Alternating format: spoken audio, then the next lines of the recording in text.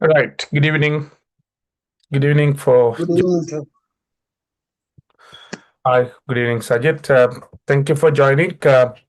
So it's a short notice, but I wanted to do this topic. It's for mainly for the theory students as well as the OSCE. So first of all, I need to tell one thing for the students. Majority of the juniors. So here, majority of the juniors are there, and of course, I'm doing the YouTube live streaming. So I will share this radio recording to everyone because this is a very important information I'm going to tell. So students, especially who are doing the OSCE without knowing the theory, you can't do the OSCE. That is the bitter truth. Because this time obs and gynae exams, they gave most of the stations they gave structured questions. So it depends. Sometimes they gave, last time they asked to do some maneuvers. So this time they asked to do structured questions. So next stations they might ask you to do a maneuvers examination, speculum examination, and stuff like that. So and in those uh, structured OSCE questions, one of the question is episiotomy. So episiotomy we studied like in the questions, not as very depth, but it's mentioned in my theory class. So people who never come across through the episiotomy, third degree, fourth degree tear, perineal repair. So this is coming in your part two. So in Viva, you easily pass the exam because there are 10, 15 cases only. Then you know the cases, you are passed. So it's quite easy. But when it is come to OSCE, they can ask any small thing like tropoplastic disease, twin transfusion syndrome, or OHS, the episiotomy, even small procedures they can ask, right? Okay, maybe even urodynamic studies. So because you never study those things, so in theory now that's why I'm uploading new topics in the theory sessions. So now you have your like Maura education phase 2 with mobile application. I'm doing the restreaming as well.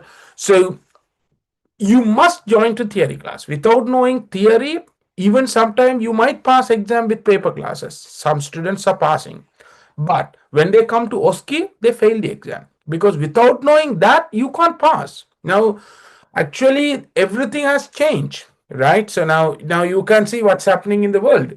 So even not the traditional things are happening now. Your petrol price goes up, like no one expect what is going to happen, but it's everything happen in a different way. Same thing in your ski as well. So all the format change, but still you guys are like listening the old type of what do you call advice from your seniors or whoever, and you are in trouble. So I'm pretty sure without studying theory, especially with me, it's very difficult to pass the exam. So I'm in this field more than 10 years. I have enough experience how to make you pass. Last time we did a massive session in Navaloha Hospital. Like more than 400 students attended to our paper theory, like practicals. More than 250 students did OSCE exams last time. So we did in a massive manner, like more than 28 examiners in 21 examiners for the OSCE, and 12, 3 8 examiners in the old format. So we did in a massive manner.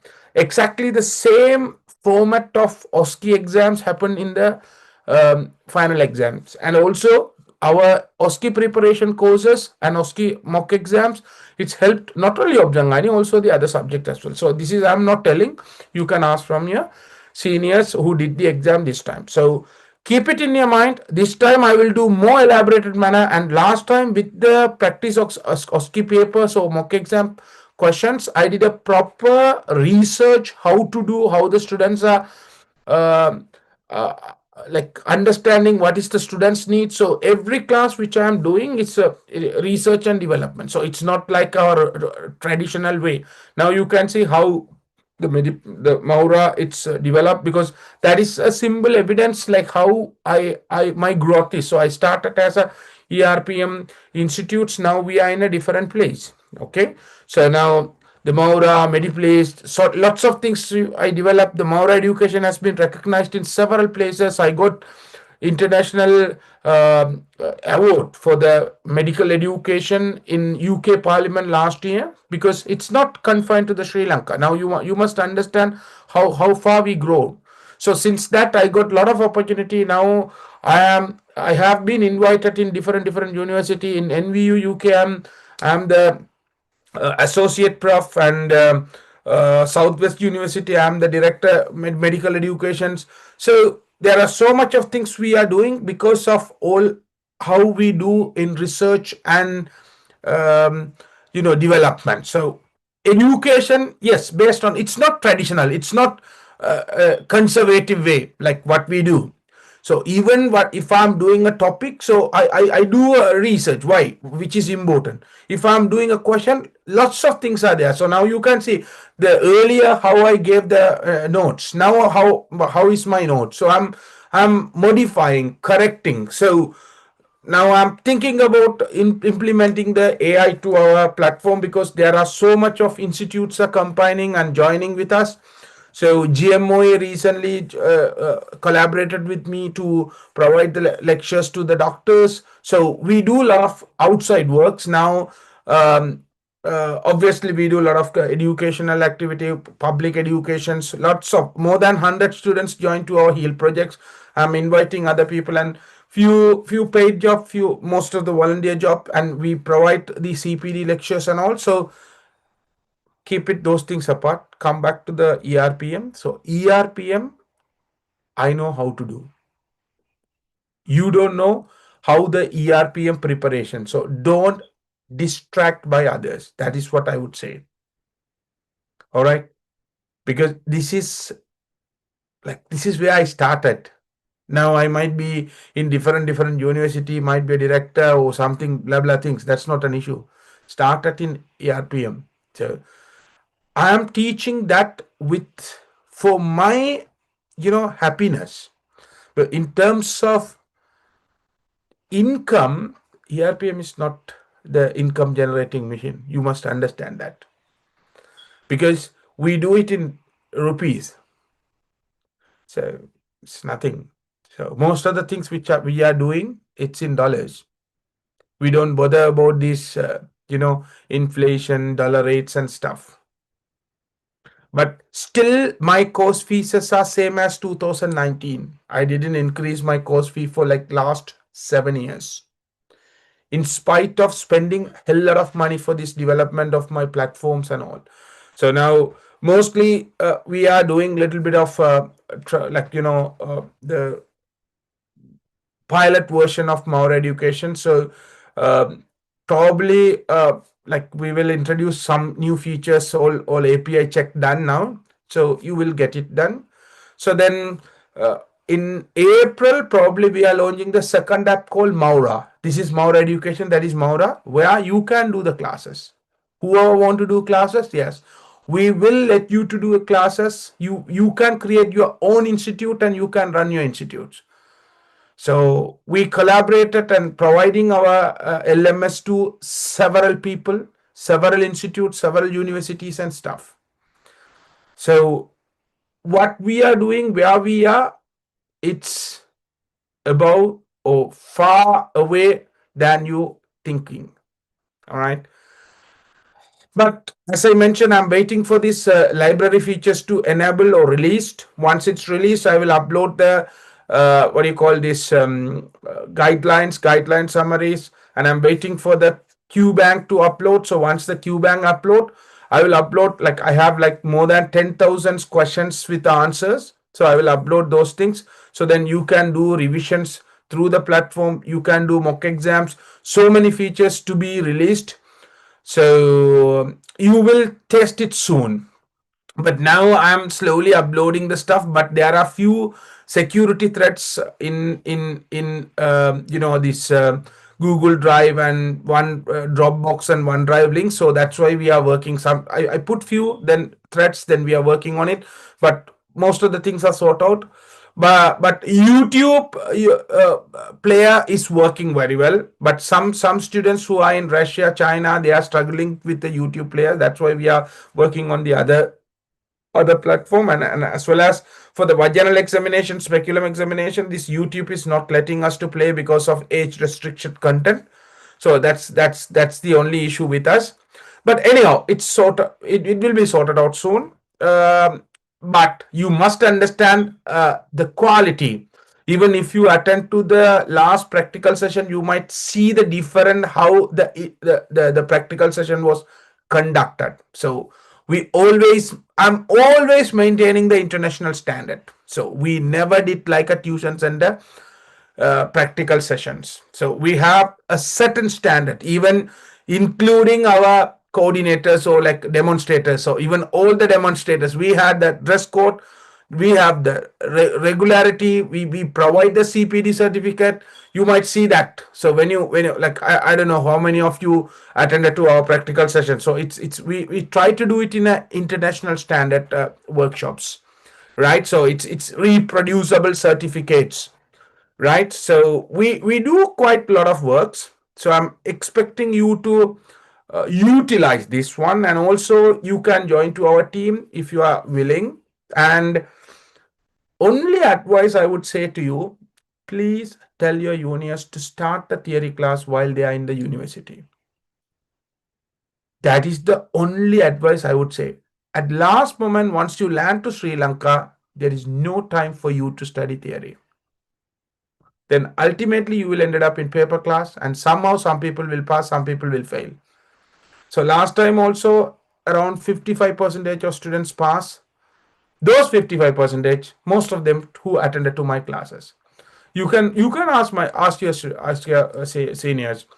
Most of the people after exam finish, they come and say, oh, exam is difficult, oh, it's difficult. But those students marks is almost more than 60, because that is what my preparation. You don't realize you are studying, but I will teach the principles how to attend to the class, because obgyn gynae is totally different. It's not like your medicine, it's not like your surgery, it's not like your pediatric. Because medicine, more than 60% of questions word to word repeating.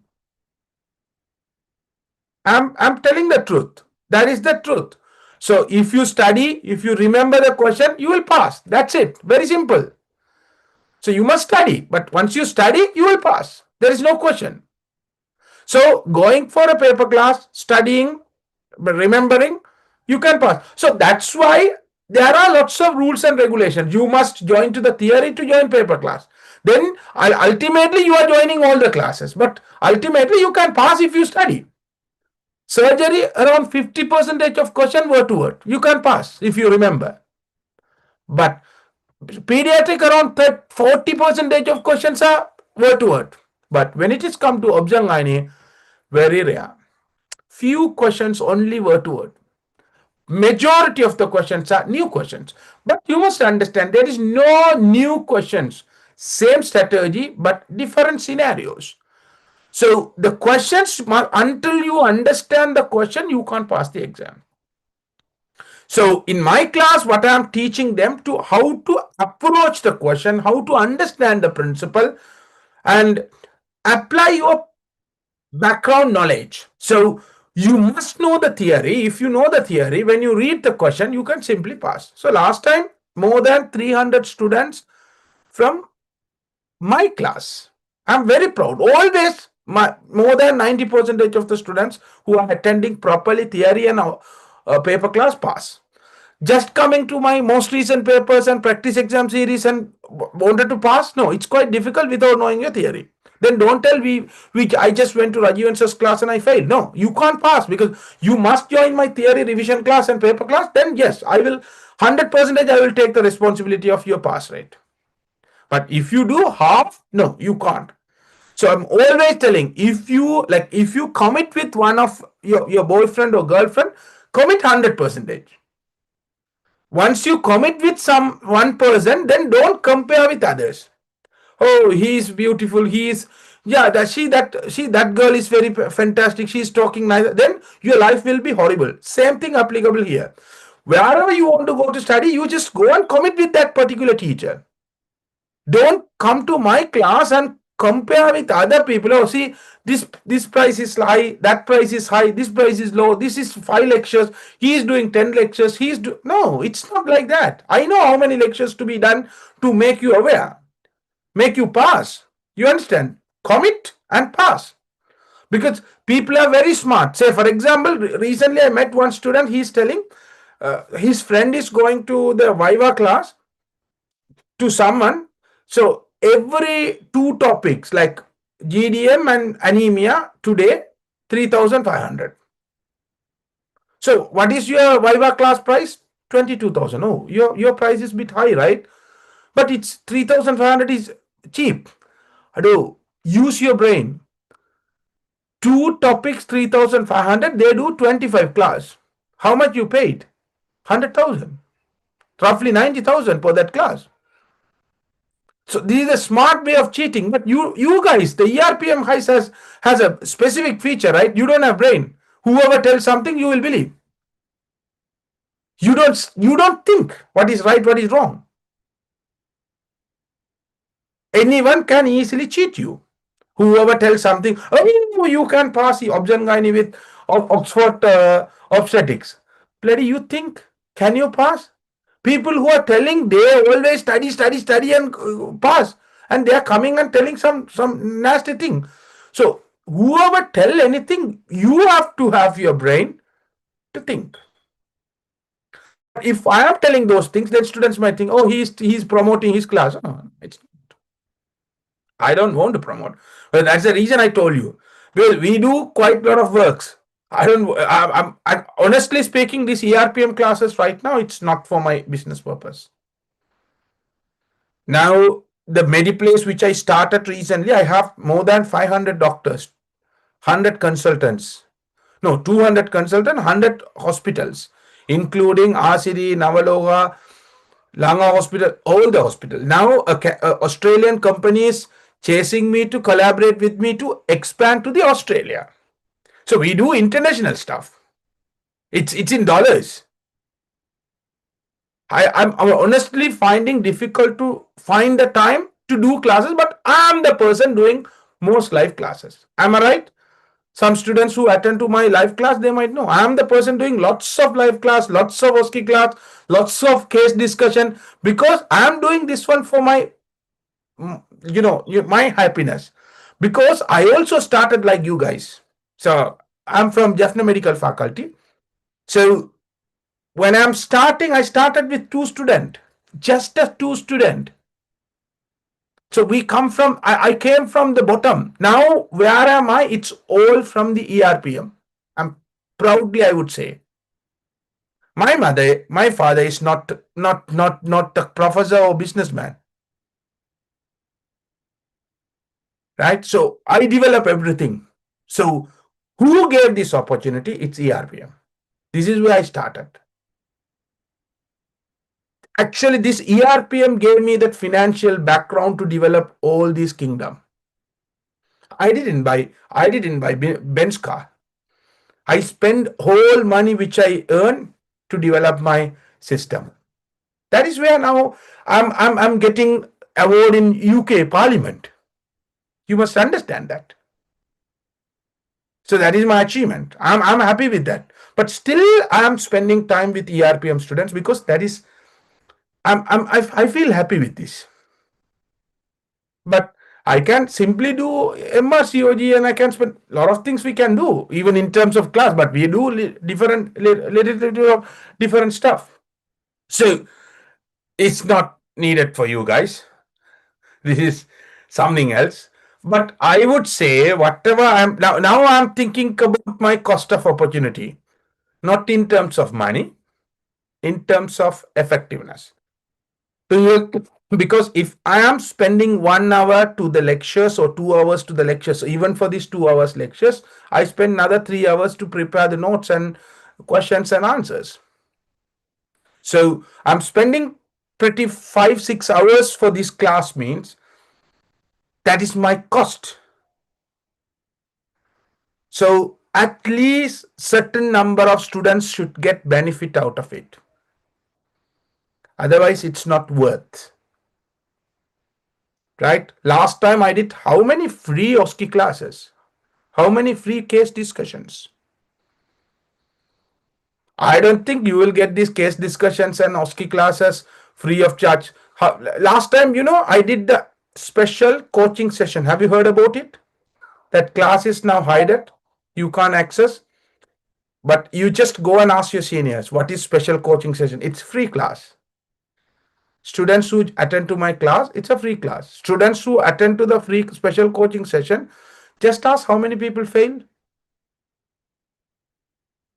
That's how I'm doing classes. So I could have asked money for it. So I can create new courses, and because I'm spending time, why can't I charge? Because I did it for my students. So whoever coming to my class, because I valued that money. Because now just imagine with this recession and people are struggling money. So I always think even 1,000 rupees is value. It's not your money, your parents' money. So you are getting that money with difficulty, because I know that value of that money. We struggled. I know that. So I always value that. So when you are getting the money from your parents, you must utilize that in a proper way. Hi, Marlon. How are you? Hi, sir. How are you? I'm good. Thank you. Nice to meet you after a long time. Yeah, yeah. Just joined. Had some free time and just joined Wow, into wow, this wow, wow. Episiotomy Good, good, class. good, good, Yeah, good. Yeah, Marlon, we have a lot of happy news about this Mediplace and stuff. I'll call you later. yeah, yeah. Right. So, yeah, this is Marlon, one of your colleague, but he worked with me for this Maura and Mediplace, and he was a administrative manager. Now started intern, so that's why he got leave temporarily for an year. But still, he is with in touch. But he will come back.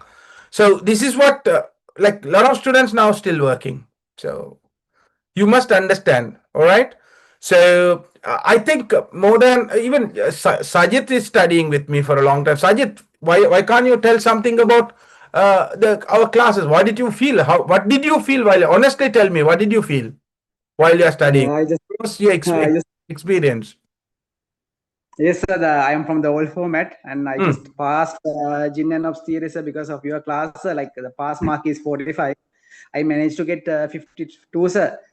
And the reason is like I watched this theory lectures very well, and then I attended the classes, the paper classes. Like before I attend, like I finish all the theory, and before I watch the explanation video for the particular paper, I try to do the paper all alone, marked by myself, and then check the video with your explanation. Like I used to do the most recent set first, then mixed paper revision set second, then after that I did topic wise. I did all the 12 papers of all the sets, and then I went to the exam. Then I had the confidence. Like most of the people target on SBS only. Like I could target on true false, SPA both. Then I manage it. Like for example, always there is a question regarding bacterial vaginitis, candidiasis. The search explanation is very, I mean, like enough to mark those true false. And then SBS also, like we can mark easily, like with the theory explanation. And like there's always one question regarding episiotomy. Search explanation is more than enough to just to mark the true false regarding those. So it was very helpful. Like I could mark all the true false, and like I think I passed because of the SBS. Like more than that true false, to catch true false papers are not enough. Like you need to catch touch theory as well. Good, good, good. Thank you. So now, yeah, thanks. Like, nice to see you guys. Even though your exam finished, you are happy to come and like listen my lectures. Oh, Yeah, great. always, sir, always, sir, always. Wow. Okay, good, good. So basically, this is what, like it's not the matter of memorizing. So you need to understand the principle. Like even like most of the time, Malan also telling, and I'm getting so much of messages from students, Malan, saying, "Oh, sir, I did. I started to love Objan because of you. Now I have done my first C-section. Thank you, sir." Yeah, yeah. Yeah. So then this is what like actually. our satisfaction. We can't get it Yeah. from other places. Yeah, money is not satisfaction always. It's it it's what we are listening from the students. Mm. So now it's really happy. Yes, Malan, you want to? Y- Yeah, yeah. I think like even during internship, I think I mean once you guys get there, what you guys will realize is that like sir's teaching you not he's teaching you like all the updated information, like with all the new guidelines and things. So soon after your exams, when you go to intern, like you feel like you are a lot more competent. Like especially if you go for like base hospitals and when you work there and like when you have SHOs, you feel like you're more updated than them itself, because his notes are like really good, and at the same time the way he teaches you remember it for like a really long time. Like so you guys might feel like I might say like because I worked with him and everything, it's not like that. Like you really feel like that. And then even during my internship I actually call him sometimes. Like sometimes your own consultant sometimes is not very reachable, your SHOs or like your seniors registrars, they're not very reachable sometimes, so you just really want to like get some information. I'll call her directly and then I ask him regarding these things. So like the thing with him is like when you're learning for a really long time with one person, you really get used to the way he teaches, and I think the way he teaches is really good. Like all my interns, they're mostly foreign graduates. They all resonate with me with regarding how sir has been teaching. And it's not only about the teaching, it's about getting that knowledge like really like well to like approach a problem. Just obs and gynae both are like real world problems, like you will really feel it. So just try to put yourself into that situation, what you would do in that sort of situation, and how would you manage an emergency.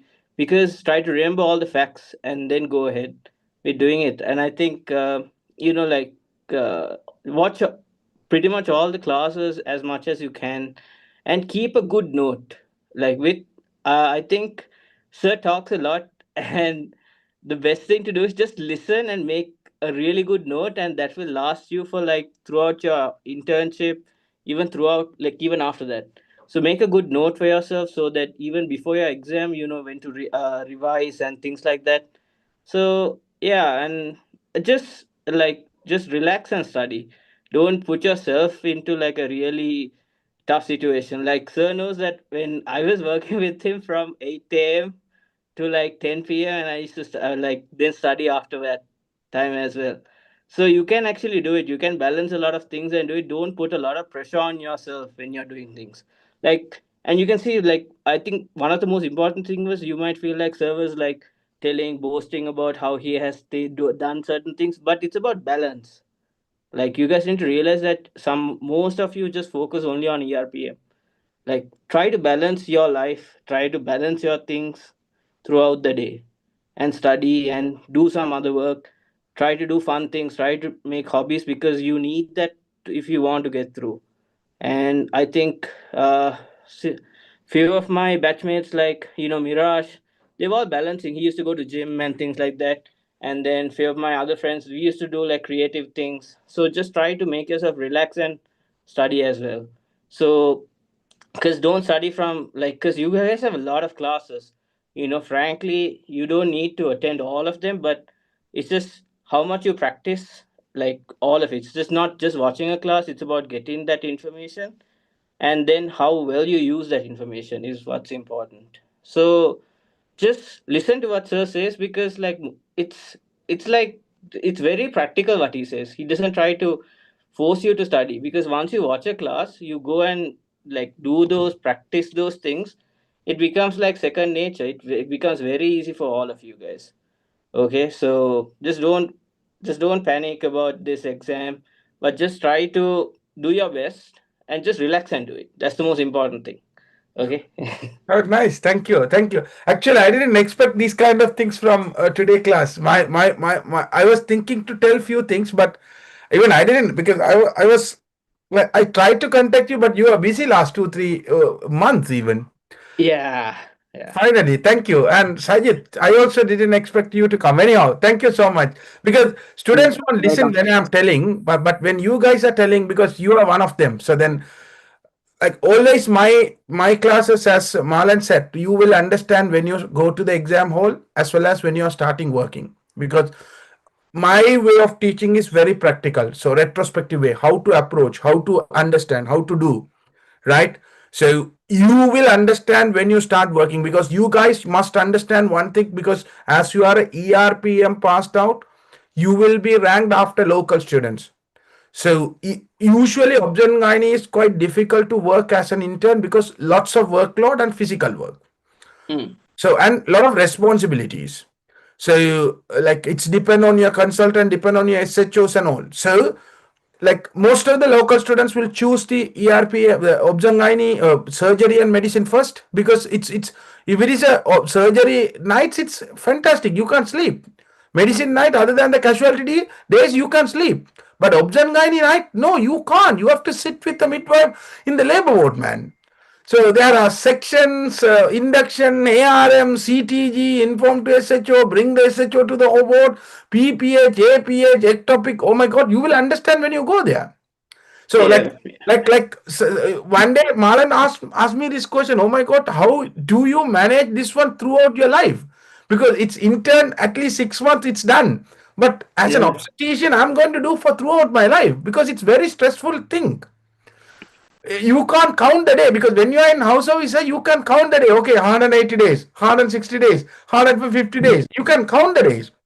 But obviously, I can't do. This is my life. So this is how the obgyn gynae. So ultimately, ERPM students are going to get this that obgyn gynae. And nowadays, you can see like what's happening if something goes wrong. Not like earlier when I was house officer. If it is a maternal death, nothing happened. But I'm always telling this experience. When I was what do you call uh, on call, one of my student was SHO, secondary PPH, patient died, improper management. You know what happened? That particular SHO has been arrested, jailed, lost the job. Now court case is going on. Even I couldn't protect them. This is Mm. how the legal threat behind us. So you must understand. But Yeah, like what sir is saying is what's very correct, because every 2 months we have a maternal mortality meeting. At the same time, for every IUD that happens in Sri Lanka now, there's a neonatal mortality meeting as well.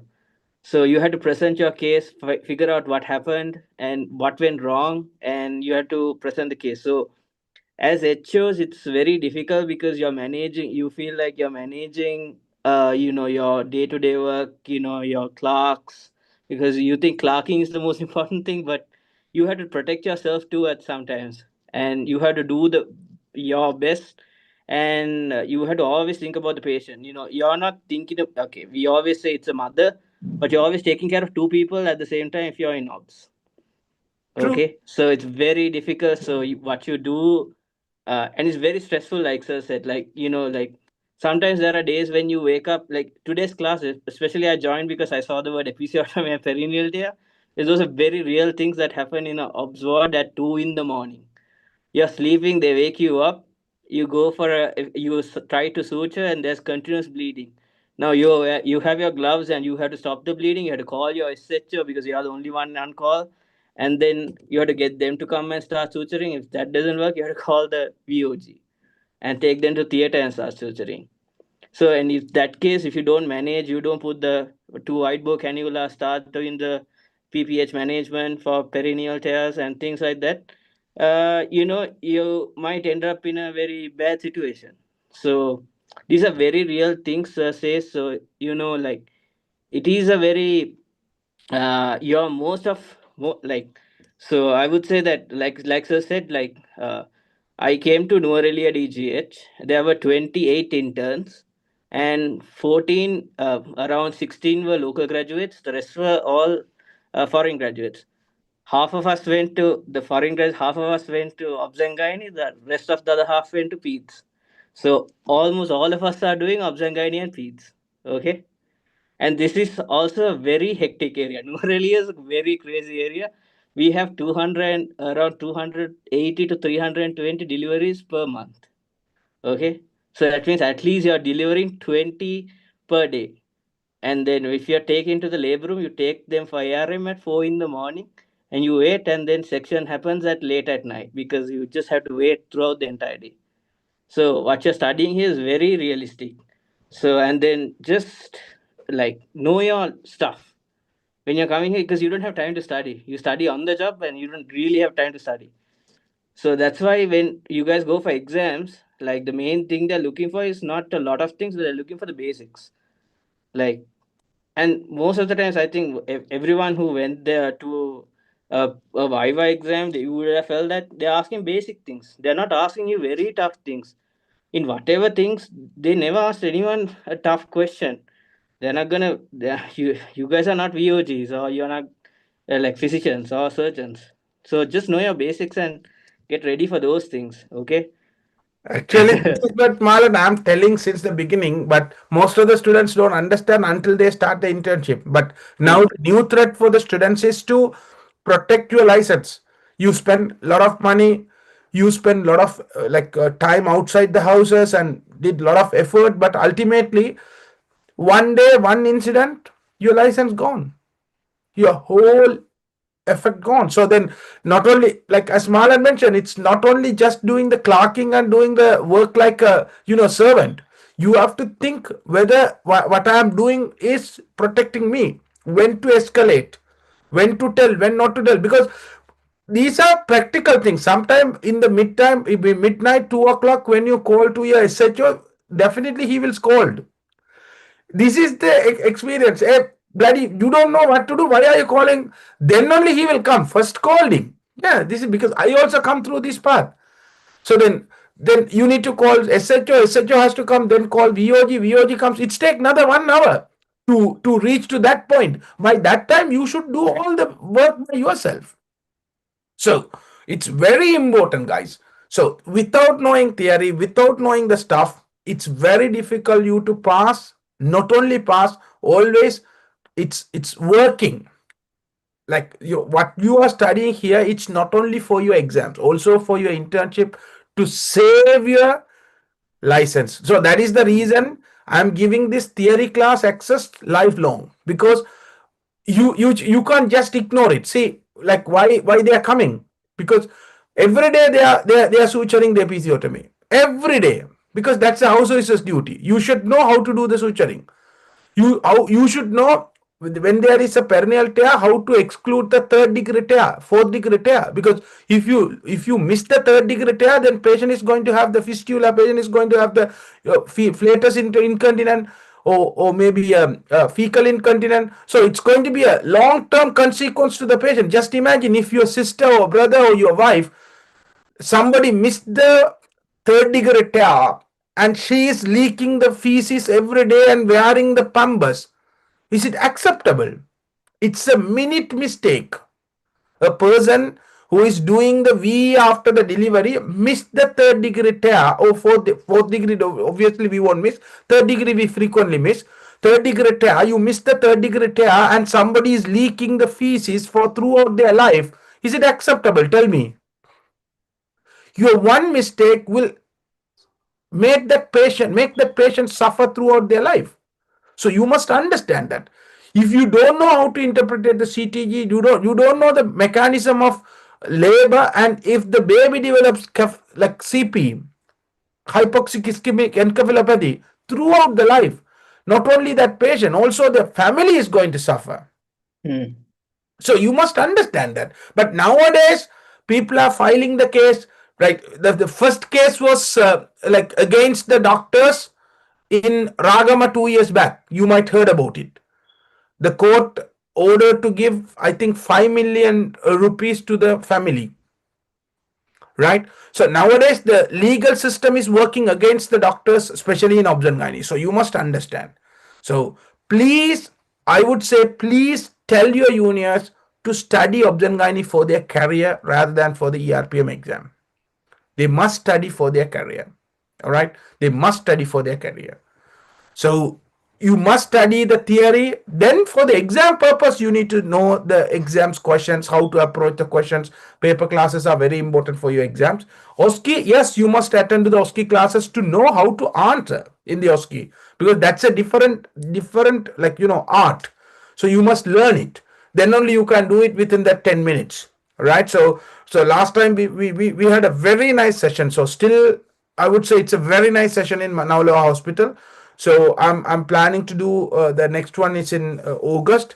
So we will I will inform soon. But I'm starting the theory class. So please tell your juniors, and obviously I'm going to increase the price as well, because it's yeah, I have to move now. You can understand like how other teachers class fee and how what is the class fee now. But I didn't increase. I several time I decided, I informed, but then I decided no, it's okay, fine, we'll leave it.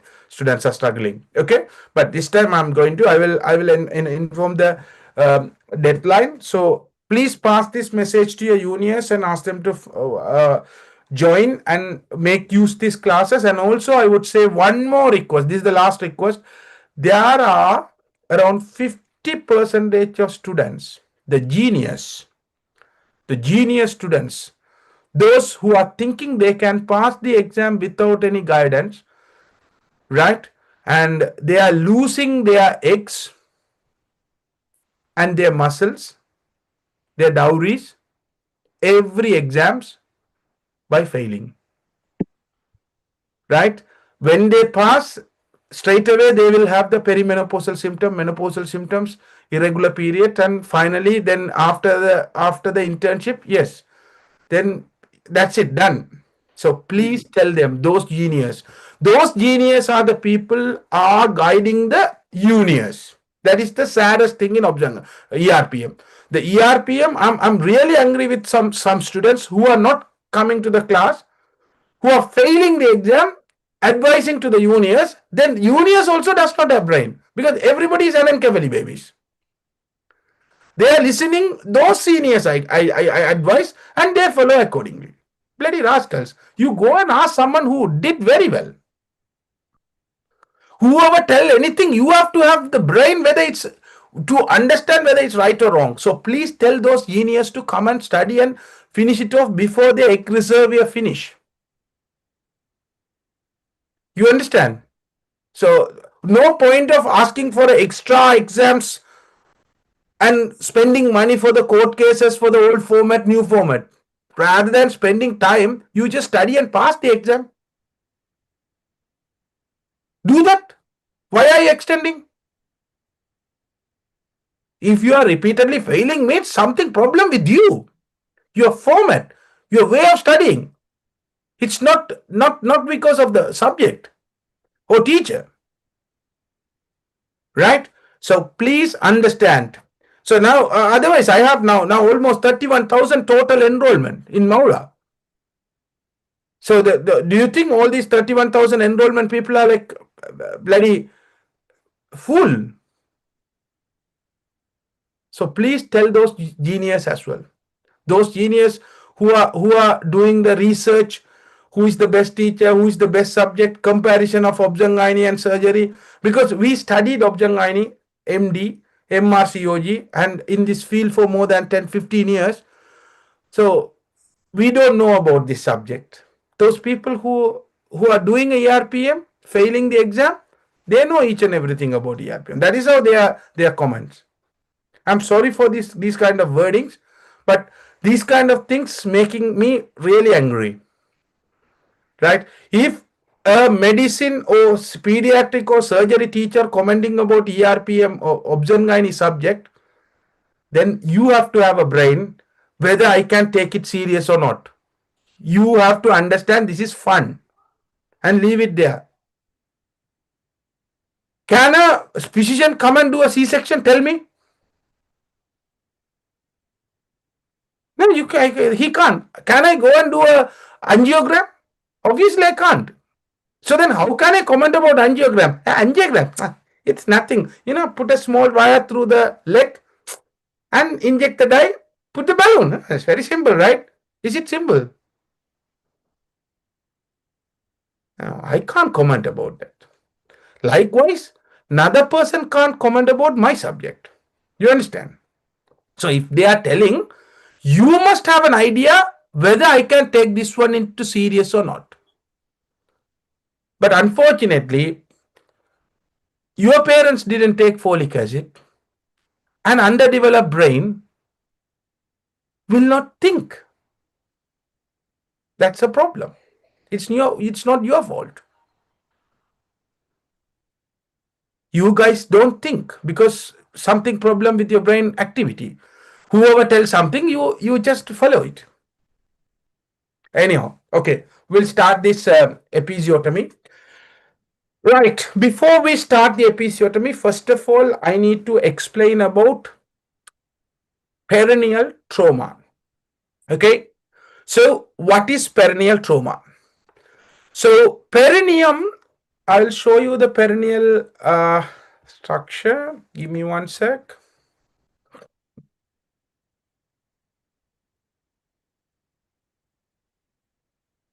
So this picture might be a familiar picture for you, right? So you can see this is the vagina. Above the vagina, you have urethra and you have anal canal down below. This is the external appearance. But when you look at the internal appearance, so your pelvis, the lower part of the pelvis is just keep open. There is no bony prominence or bony protection. Why? That is where the baby's head is coming through. So that part is covered by several layers of tissues. So you have the endopelvic fascia, then pelvic diaphragm, ectopelvic fascia, then you have the deep perineal muscles, superficial perineal muscles, and finally the fat and skin. So if you see, there are layers of tissues inside. But there is a space here, that is your vagina. This is where the baby's head is coming. Right? So these tissues are quite stretchable. Those allow a room to let the baby's head to come out. But sometimes when the baby's head comes through this vaginal opening, if the space is not adequate, what will happen? Because of the maternal pushing, because of the uterine contraction, these soft vaginal tissues will get tear and make a room, then baby's head will come. So what is the issues for us is the neighbors are highly vulnerable. Like now in Middle East, the vulnerable people are neighbors, right? So when something happens, the vulnerable people are getting affected. So then everybody got suffered. Same thing. The neighbors are highly vulnerable. Who are those neighbors?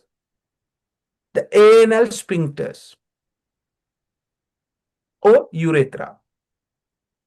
So if there is a tear in down below which can extend towards the anal canal, because this anus and urethra work under the influence of some sphincters. That's the reason you can hold your urine or your poo until you can pass. You understand?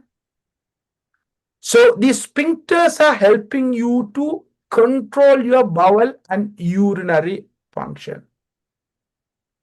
But when there is a tear happening here, which can extend towards down and which can damage the sphincters.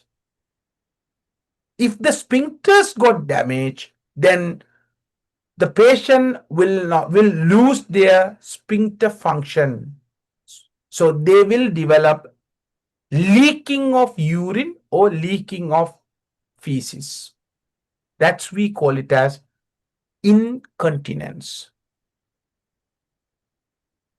And moreover, if there is a damage while you are repairing, because when you look at the anal canal, which is lined by the columnar epithelium,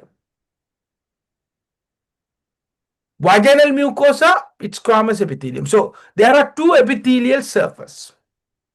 So when you repair, there is a chance to develop additional communication between these two canals.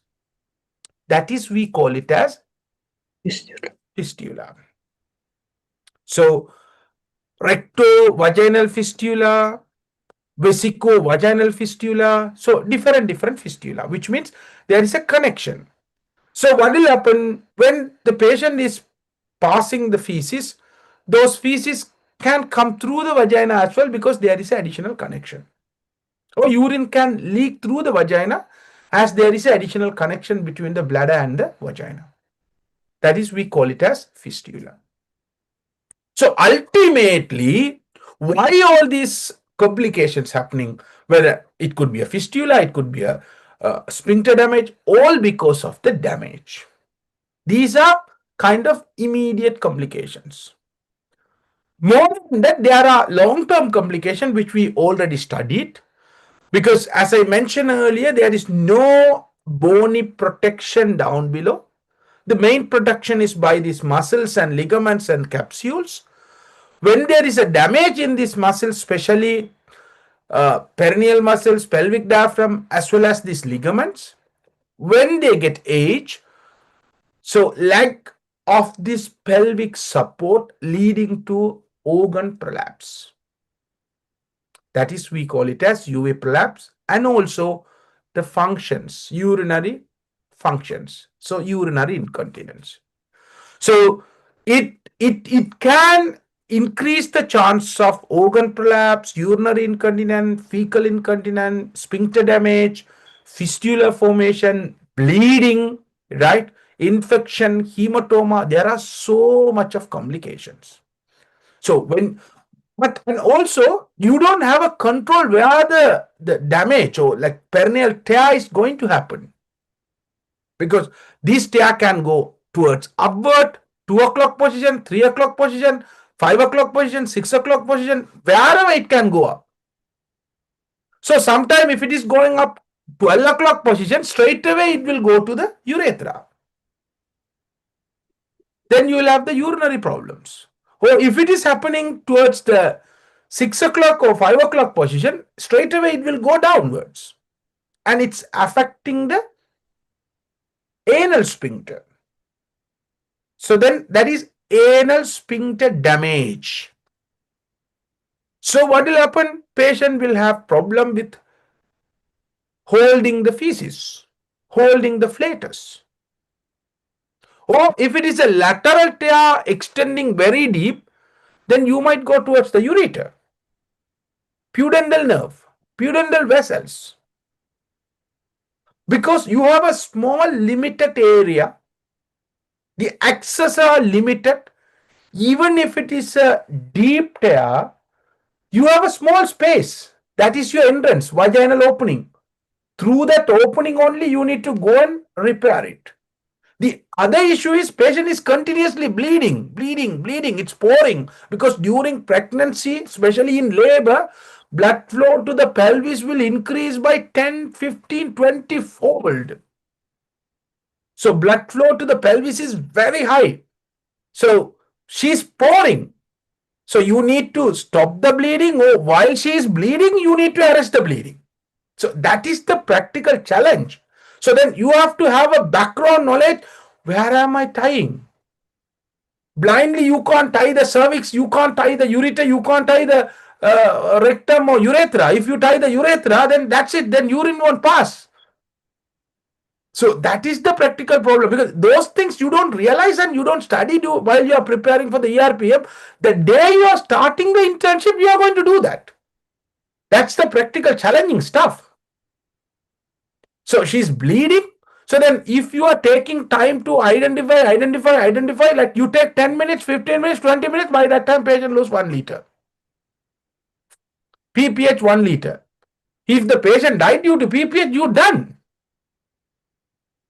So these are the practical problems. So you have to have a background knowledge. Okay, what are the things I can do? What is the structure here? What is the safest place I can switch?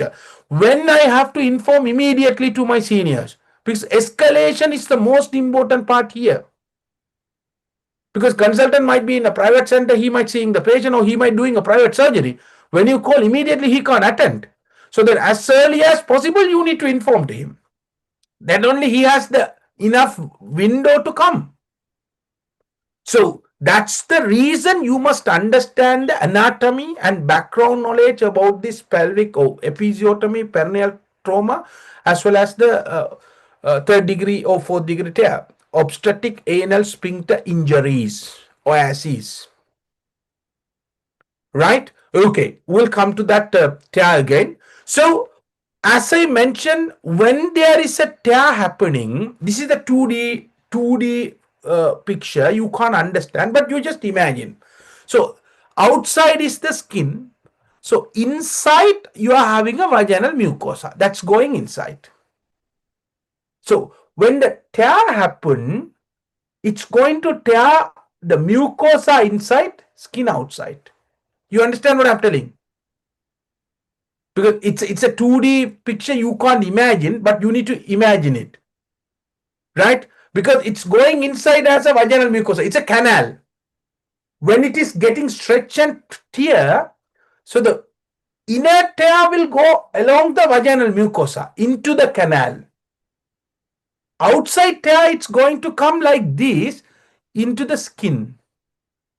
So first mucosa will tear and skin will tear. So then the tear might go deeper, deeper, deeper. So next to the muscles, next to the skin and the mucosa, what is next? Your fat tissues. So then second layer will be fat. So when you do the repair in the labor room, you can see next to the vaginal mucosa, you can see like yellow color lobules. Yellow color lobules, that's the fat tissue. So every vagina has a lot of fat tissues, so you can see the fat tissue. Because why understanding the structure is very important, because I have seen several perineal repairs has been done by the SHOs and HOs. They are tying the perineal muscles into the fat, vaginal mucosa and perineal muscles together. Just imagine what happened. If you tie the muscles and mucosa together, then mucosa will not be stretchy. That will retract in and heal with scarring. Next time when the penis go in, they have severe pain. So after the first delivery, most of the patient will develop severe dyspareunia. It's because of your inability. Because you did that mistake, that patient is going to suffer throughout her life. Then they will, not only the pain, also if she is in pain, she won't let the husband to do sex, then they will have a problem. Then the family will divorce. So much of things, right? Lots of consequences, all because of you. But you did your massive work and you are sleeping and you are enjoying with your boyfriend or girlfriend. You understand the sequences. You must understand this. So you should know what are the structures. Yes, this is mucosa, so I'm repairing the mucosa first. This is the muscle, I'm repairing the muscles next. This is the fat layer, I'm approximating the fat layer. Then only you can do the skin layer. I don't know whether when you are becoming house officer, you are getting this proper training by your SHOs and consultant. I don't know. That's not your fault all the time. At least if you have that idea, at least when they are telling, you can ask, okay. Because most of the SHOs don't know that. Because Maran, if you are not studying that properly, or if you are not getting training, in 3 months or 2 months, you are going to be the SHO. And you are going to train your juniors. If you don't know, how can you train? So you just come to my ward, then I will teach, because that is what the surgeon skills. So obs-and-gynae is not only theory, not only you're managing the disease, it's depend on your skills, surgical skills, your scan skills. So obs-and-gynae is a wide area. You should know lots of skill related things. You are working in a narrow area, you need to identify the structures in a bleeding environment. You should do operation properly. You should do the scan properly. Everything you should know. It's not like, okay, ECG or echo or ultrasound. Yeah, it's medicine, and other subject is not like that. You just depend on the others, but we don't depend on others. I am depend on my fingers and my hand. I'm always depend on my fingers and my hands. The most expensive instruments in the world, these two fingers and my hands. Because all the work I'm doing with this, I don't have a stethoscope for almost more than 10 years. Once I finish my house officer is always doing monitoring the blood pressure, auscultating. So I don't, honestly, I don't have a stethoscope. I don't use it. Can I put the stethoscope into the vagina? No, right? It's not a useful instrument for me. Right? But your skills are very important. Your skills are very, very important. So you must understand what are the structures. So as I mentioned, so it's a very important topic, not only for the students, also for the doctors who are working currently. You should know. So when there is a tear, actually the tear will go along the mucosa and the skin outside. That is the first layer got tear. Then when it is go deeper, your fat layers will involve. The next to the fat layer, the superficial muscles. That is, we call it as superficial perineal muscles. Then when it is go more deeper, you get deep perineal muscles. So these are the commonest structures always getting damaged during the perineal trauma. But depend on the area where this perineal trauma occur, the other structures also might get involved. Say for example, if the perineal trauma happening at 6 o'clock position, you all know, like, can you, Dharini, right? Tell me, these superficial and deep perineal muscles, where it's inserted. Where these superficial and deep perineal muscles are inserting. You might study these things in anatomy, origin and insertion. Where it's inserting?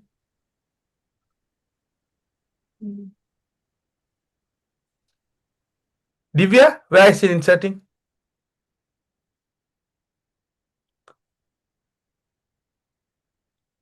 Anyone in this class? Where it's inserting? See, it's a very basic thing, right? Without knowing, only you are going to do, like, it's not your fault. What I'm telling is, you don't know which is important for your clinical practice. But you are commenting about Obchangani. Why it's inserting? Anyone? Anyone, please? By this time, you could have asked from the ChatGPT. Why it's inserting? It's inserting in the perineal body.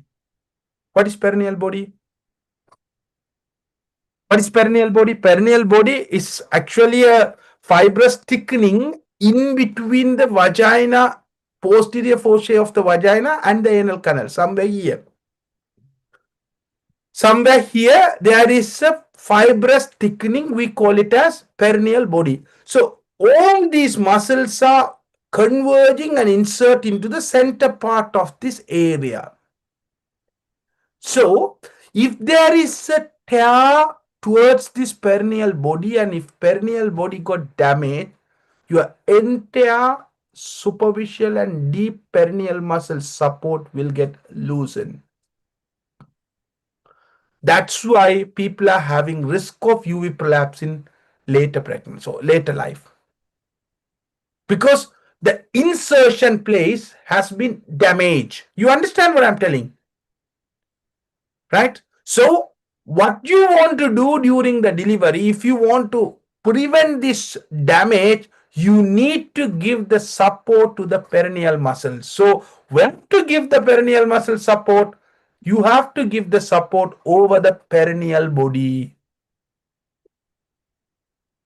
Right? So how to give the perineal support? If you look at, okay, I'll stop sharing, then only you can see fully. So how to give the perineal support? Your hand should be like this. So I'm giving the perineal support both side of the vagina, and my middle finger will compress the perineal body like this. So I am giving support right around the perineal muscles and the perineal body. So give a good pressure and give support. That is, we call it as hands-on procedures. Hands-on procedures. So your hands are onto the perineum. Hands are onto the perineum and giving support to the perineal body and perineal muscles. That prevent the perineal trauma as well as weakening of these perineal muscles.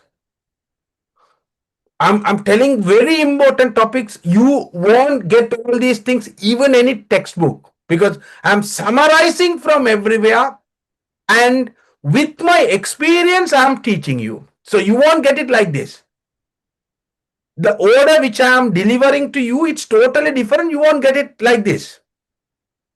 So I told you problems. From the problems I am coming back. So this is the way I'm always teaching. You will understand when you come to the clinical practice. All right. So this is what happening. So always first mucosa, muscles, skin, fat tissue, superficial perineal muscles, deep perineal muscles.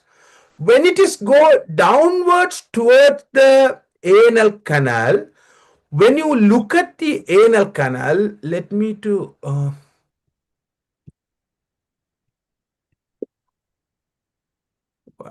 these people are always, where is the whiteboard? Okay.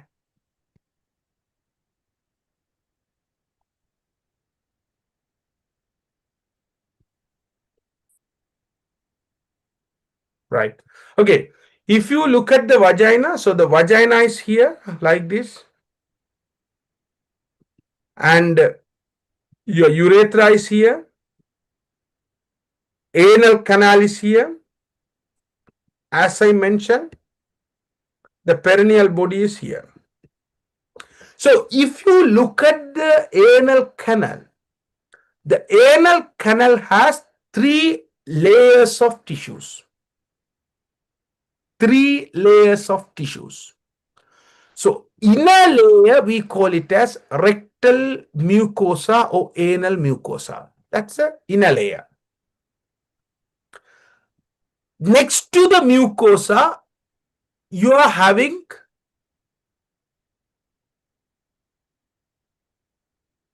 internal anal sphincter.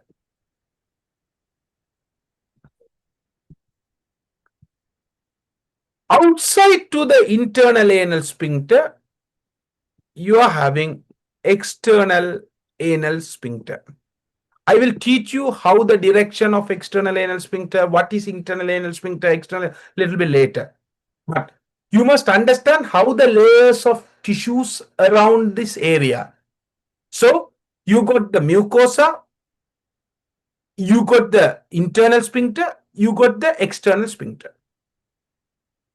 All right.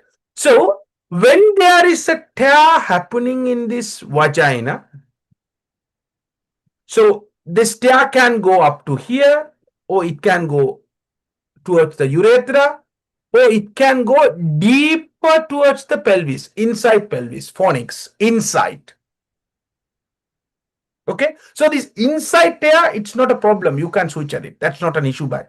But when it is go towards the urethra, which can damage the urethra, or while you are repairing, you can tie the urethra.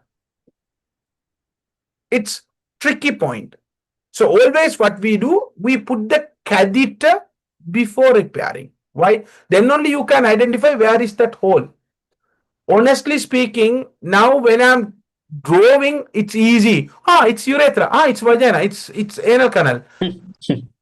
In real vagina, if you try to search this urethral opening, you won't find it. And especially in pregnancy, all these tissues are edematous and bleeding. You can't easily find the urethral orifice. These are practical issues. So then you won't find this urethral opening. then definitely when you tie, you will close the urethral opening. I'm telling you, recently in UK, not recently, like 1 years back, no, maybe 1.5 years back, one of my SHO, a patient, high BMI, very high BMI is 70, her weight is 170 kilo. She had a outpatient endometrial ablation, went home, come back with bleeding.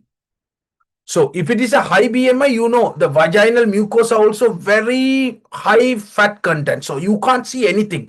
When you come and start to do different vaginal examination, you will understand. When the BMI increase, how difficult to do the speculum, how difficult to do a vaginal examination, how difficult to do the suturing and stuff. So when it is high BMI, always this vaginal mucosa will bulge inside. You can't see anything. So this junior doctor, she did the speculum. She couldn't find the cervix. So when she do speculum, she thought, oh right, I have seen the cervix. So the bleeding is coming from the cervix. She wanted to do a cauterization with a silver nitrate. She did the cauterization. But even after cauterization, patient is bleeding. So then she admit the patient to the ward. So then it's happened in the early morning, 2 a.m. Next day morning, I went to the start working. I did a I said, okay, I'll have a look. I just did a speculum. Then only I realized the area she did the cauterization is not cervix. It's a urethral opening. Because of the vaginal bulky tissue, so it's bulge out. So the urethral opening little bit inside. So she thought it's a cervical opening and she burned entire urethral opening. It's burnt, completely burnt. Cervix, they haven't done anything with the cervix. She's keep bleeding. That's why she's still bleeding. Then I had to take her to theater. Like I sort out the vaginal bleeding or cervical bleeding. That's a different part. Now we created a new problem. Then I put a catheter, straight away referred to the urologist. Then they took lots of, like she was in the ward for like 2-3 months and lots of procedures and all. Finally, the trust has to pay, I think, £1 million as a compensation. Because it's not Sri Lanka, it's UK, right? They paid £1 million, which is 40 crore in Sri Lanka money. So one mistake by a person can affect like this. Now, according to my knowledge, that patient should be on the lifelong catheter. All right. So we have to be very careful. Even a small mistake can cause permanent damage to the patient. So if the trauma goes towards the urethra, then you have to put the catheter, identify the urethral opening, then only you can repair it. Or if the trauma go down, which can affect the perineal body, next to the perineal body, what is the structure will get damaged? Divya, what is the structure here? What is this? I told you. External anal sphincter. Yes. The first thing you get damaged, external anal sphincter. If it is go beyond that, then you get internal anal sphincter. Even if it is further damaged, it will damage the rectal mucosa. So then you can see the damage from the vaginal mucosa to anal mucosa. It's completely open. Now you need to repair every layer separately. Rectal mucosa, internal anal sphincter, external anal sphincter, then deep perineal muscles, superficial perineal muscles, vaginal mucosa, then only you can repair the skin. So how many layers you need to repair? But she is bleeding. So you need to identify all the structure properly while she is bleeding and do the repair. So it's not easy as you think. This is the reason I told you obstetrician should have a good clinical skills. Otherwise you can't do it. Or otherwise you tie everything. Just imagine if you can't identify the external sphincter or internal sphincter, because next to the external sphincter is your deep perineal muscle. If you tie deep perineal muscle and external anal sphincter, what will happen? She never will gain her uh, sphincter activities. Never. She always leaks feces.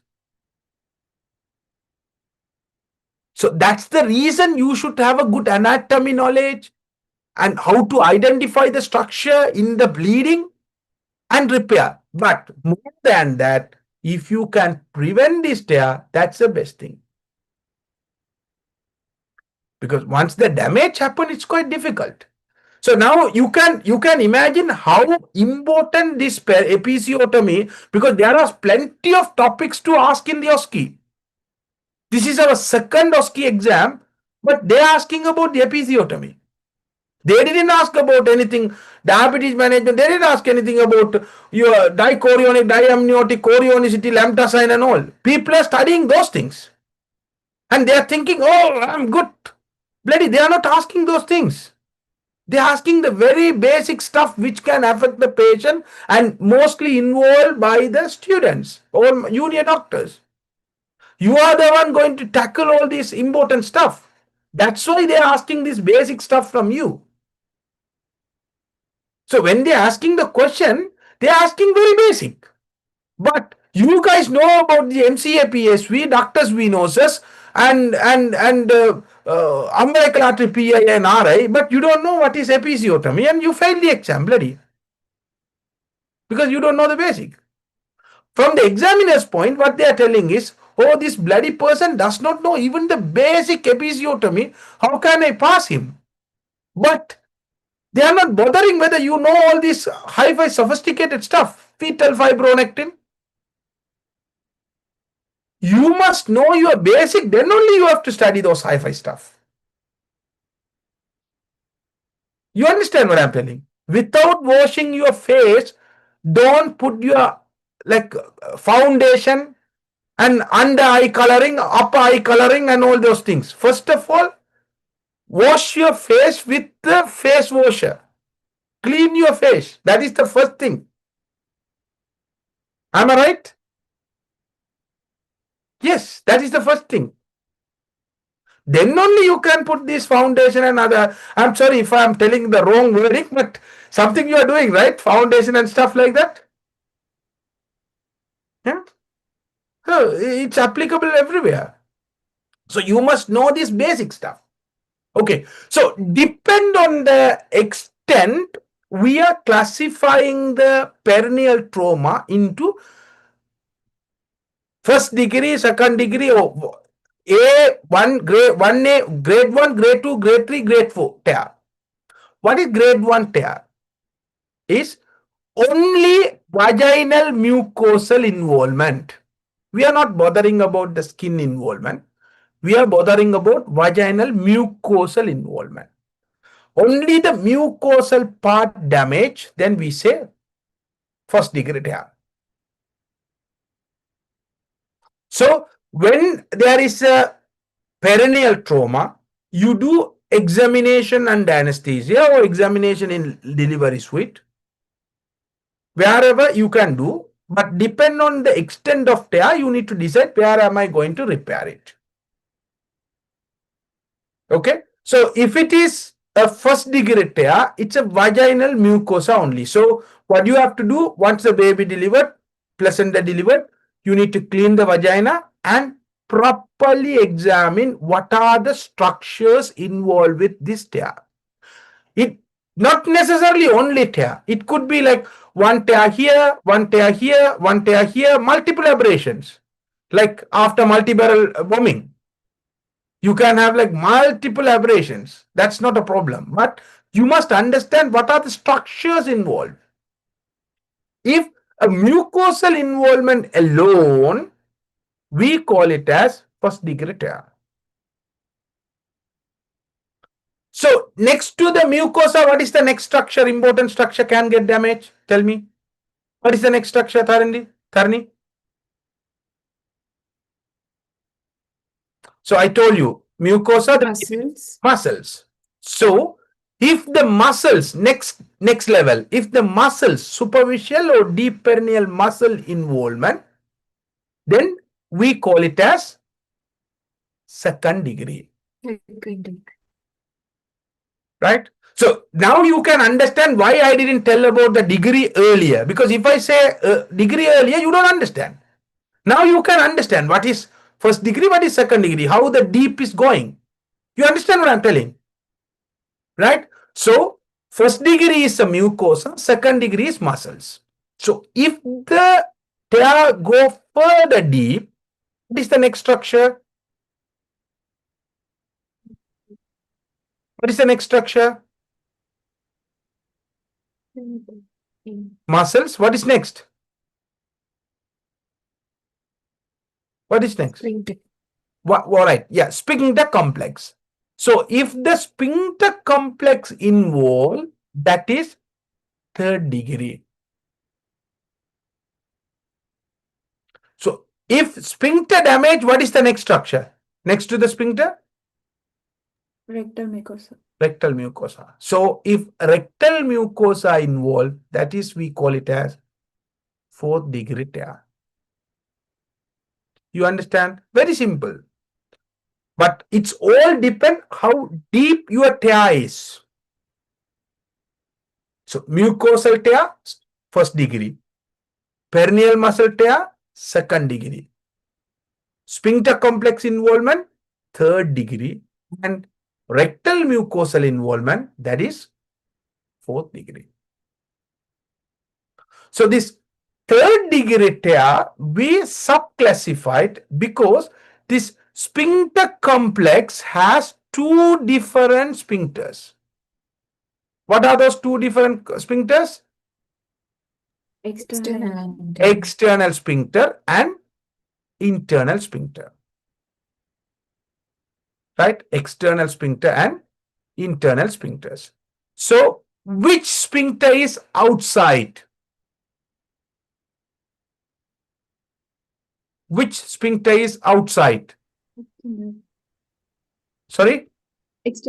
External sphincter. So, the first external sphincter will get damage.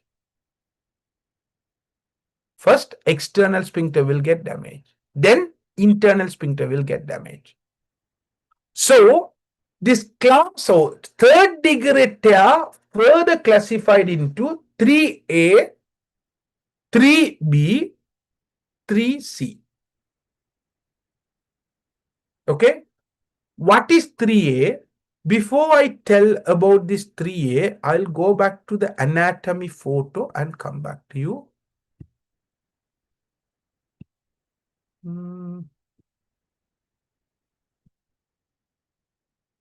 When you look at this photo, this is the anal canal structure. Okay, this is the anal canal structure. Here you can see anal mucosa.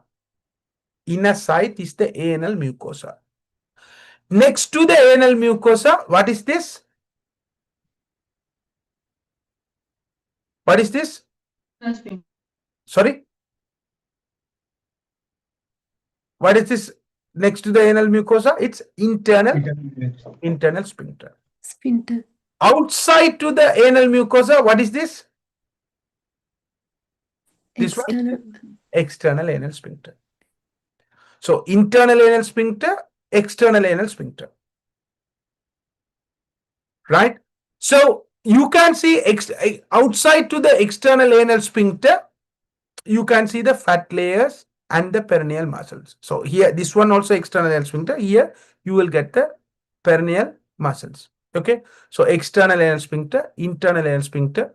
So, if you look at the internal anal sphincter, that is go along the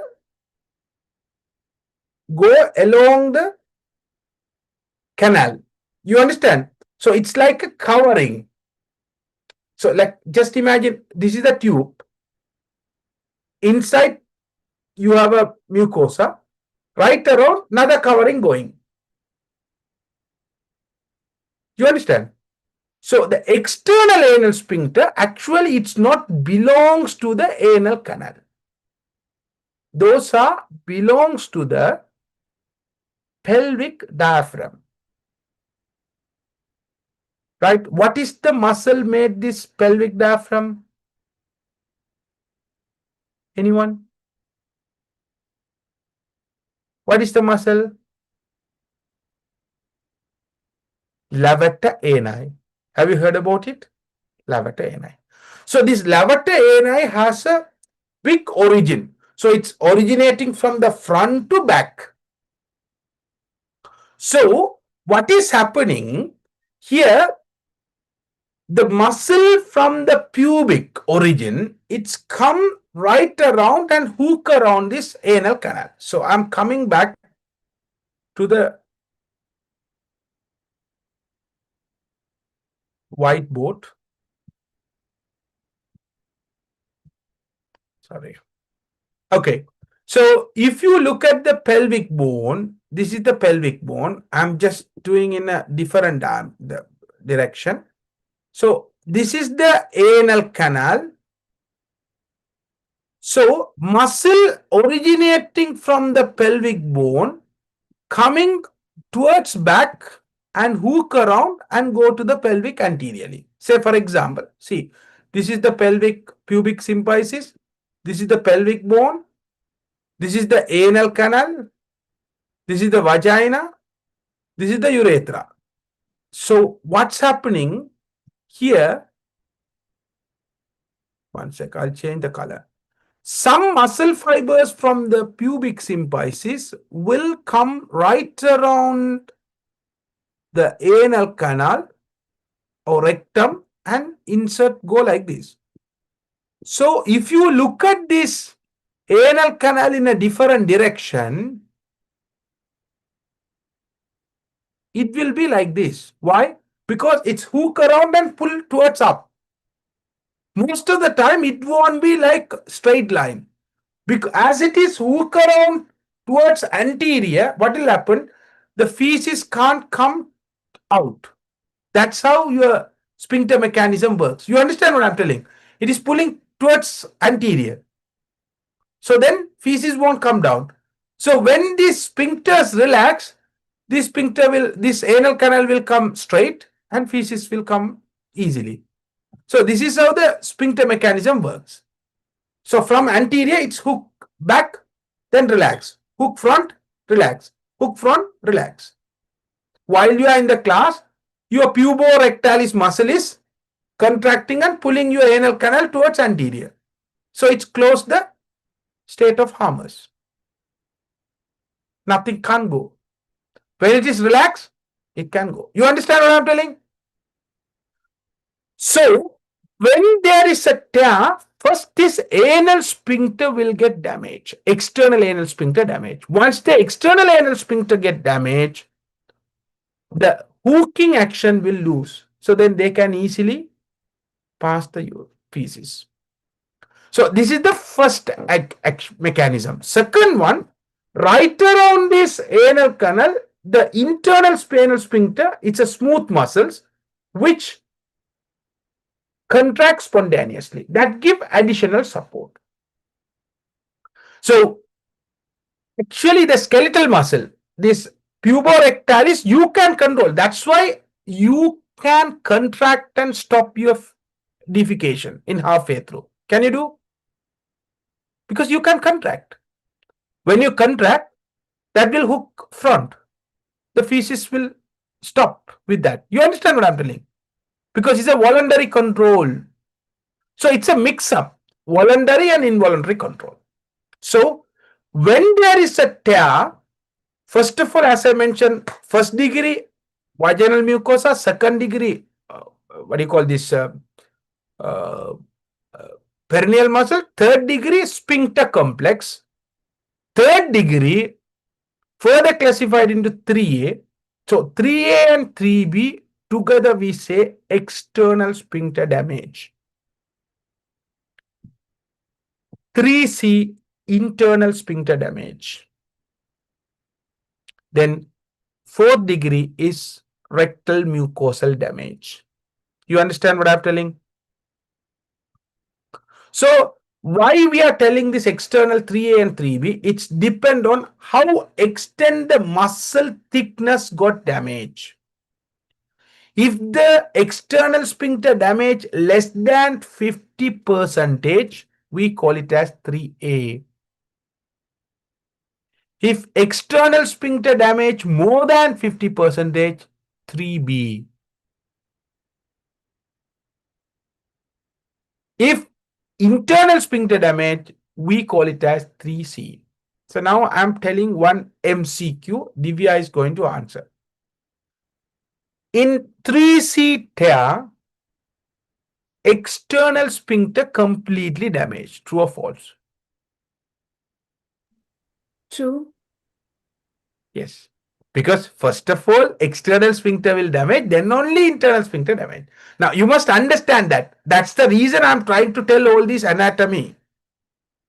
If you remember like 3A, 50%, 3B, more than 50%, 3C internal sphincter, then people don't understand that's 3C included the external sphincter. You understand what I'm telling? So 3C means first 3A done, then only 3B done, then only 3C. It's a ongoing process. If it is 4th degree means all the layers gone. You understand what I'm telling? So 3A, 3B, sorry, 3A, 3B, 3C and 4th degree. Do you have any doubt in this classification? So what you have to do, if the patients have a perineal trauma, first of all, you need to examine the vagina. Then you need to do a PR examination and see what are the muscles got damaged, whether it's a perineal muscles, whether it's the external sphincter, whether it's an internal sphincter, whether it's a mucosa. If it is external sphincter damage only, then you need to see whether it's a half or less than half or more than half. If it is less than half, 3A, more than half, 3B. But still, there is a additional or extra tear, which we call it as buttonhole tear. Have you heard about this buttonhole tear?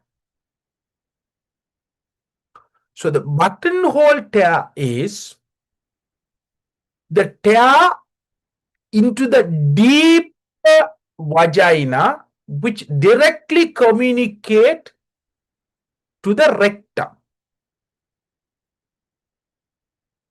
Okay, to the rectum. So this is the anal canal. This is the anal sphincter.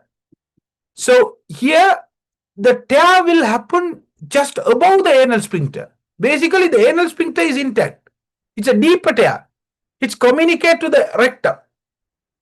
You understand what I'm telling? So if you miss that buttonhole tear, what will happen? There will be a communication between the rectum and the vagina. So feces can easily come to the vagina and infection can go through the rectum and peritonitis and patient will die. You understand what I'm telling? So always when you do examination, you have to be very careful. If there is a deep tear, always you need to do a PR examination and try to find out the buttonhole tear as well. Rectal buttonhole tear. If it is a rectal buttonhole tear, either senior consultant or colorectal surgeon need to correct that one because it's a rectal damage. It's not the anal damage. It's a rectum. Colorectum. So then colorectal surgeon come and correct it. You understand what I'm telling? Right? So you have to be very careful about those things. Now, come back to that. So all these tear you can minimize. What are the ways? How can you minimize this tear? What are the things you can do to minimize the tear? Any idea, anyone? What are things you can do to minimize the tear?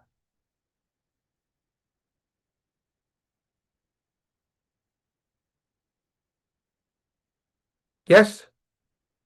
Sasindu boss, what are the things you can do to minimize the tear? So we can give perineal support by hand on a hand points method. Right, very good. So there are several mechanisms or several things we do to minimize the perineal tear. One, antenatal pelvic floor exercise.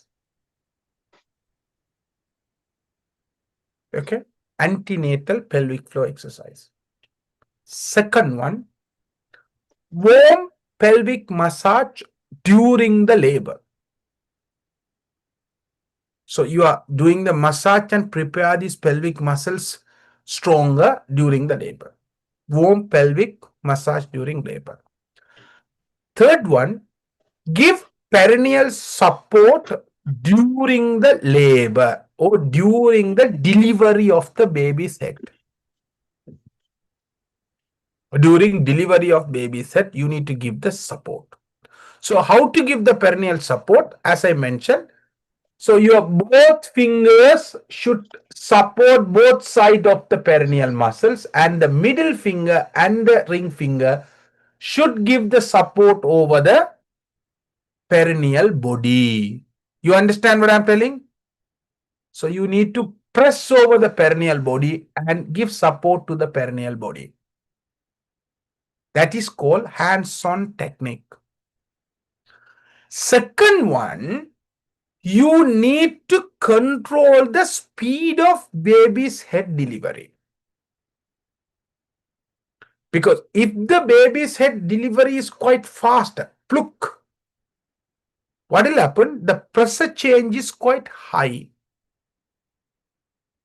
Those pressure change easily tear the vaginal mucosa as well as the perineum.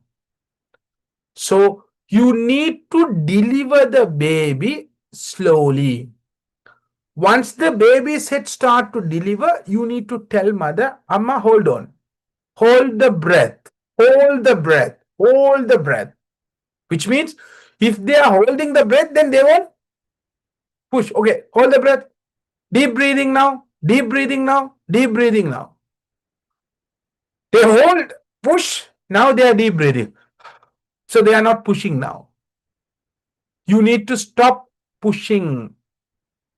Second one, your left hand should be ready all the time to slow down the baby's head delivery. When the baby's head comes, put your hands on the baby's head and slow down the delivery. That is, we call it as hands poise method.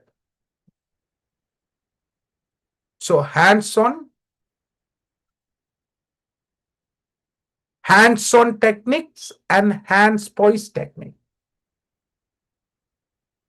So you just give the support with hands on, and left hand is free to slow down the baby's head delivery speed.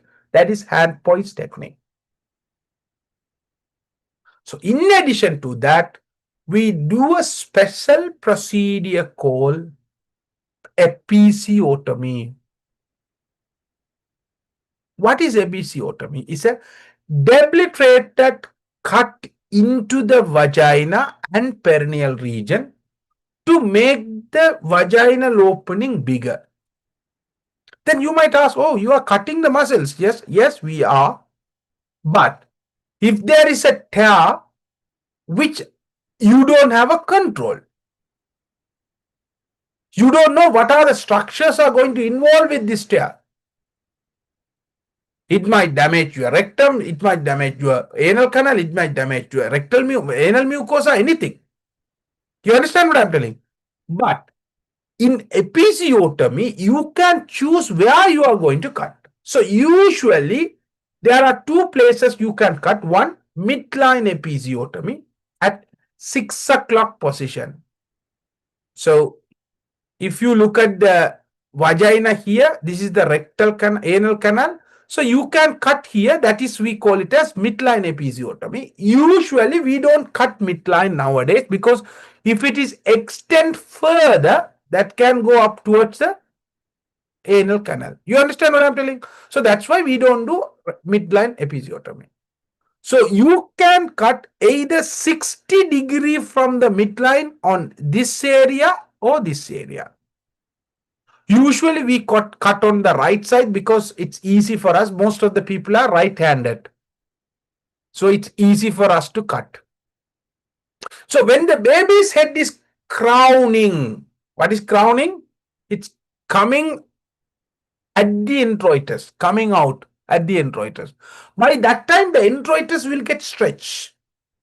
So you need to put your left hand in to protect the baby's head. Otherwise, what will happen when you put the scissors, straight away you will poke the baby's head. You will get the brain matter of the baby. You understand? So you keep your hand behind the baby's head, above the baby's head, and you just cut the vagina 60° like this. So obviously when you cut, you are cutting the vaginal mucosa and the perineal muscles only. But there is no damage to the perineal body, no damage to the anal canal. So you safeguard. But still you are damaging the perineal muscle, I agree. But you are avoiding the important structures from getting damaged. Agree that? So you are avoiding those important structures to getting damaged. So you are cutting intentionally to prevent the unwanted perineal damage by giving a small cut in appropriate place. So that is the reason episiotomy, it's not recommended for each and every individual because you are damaging the perineal muscle. So there are indications for the episiotomy. So like if the perineum is very tight, if the perineum is very fibrous, if the perineum is less elastic, or if the baby's head is quite bigger, or is there any previous perineal surgeries, damage, fibrosis? Yes, because it's not elastic, it's not letting the perineum to extend. So then what will happen? It can tear. You understand what I'm telling? So those kind of situation, you need to give episiotomy or instrumental delivery, especially for forceps delivery. In forceps delivery, in addition to the baby set, you are putting the forceps into the vagina. So you need more space. Or internal maneuvers in shoulder dystocia. So you need to put your hands inside and do the maneuver. So you need more room to do that. You can easily damage the perineum. So those kind of situation, you just cut the perineum for the intention to prevent, with the intention to prevent the perineal trauma. You understand what I'm telling? So that is, we call it as episiotomy. So now you know what is episiotomy. Now you know what are the indications for episiotomy. Now you know like how to do what is the type of episiotomy, and you know how to do the episiotomy. So I didn't teach you in a different topics, but I told you like a story. Now you know, right? Once you done the episiotomy, you must repair. But you know what are the structures will get damaged during episiotomy? I told you already. What are the structures? I don't want to tell. You can think about. You are cutting here. What are the structures will get cut here?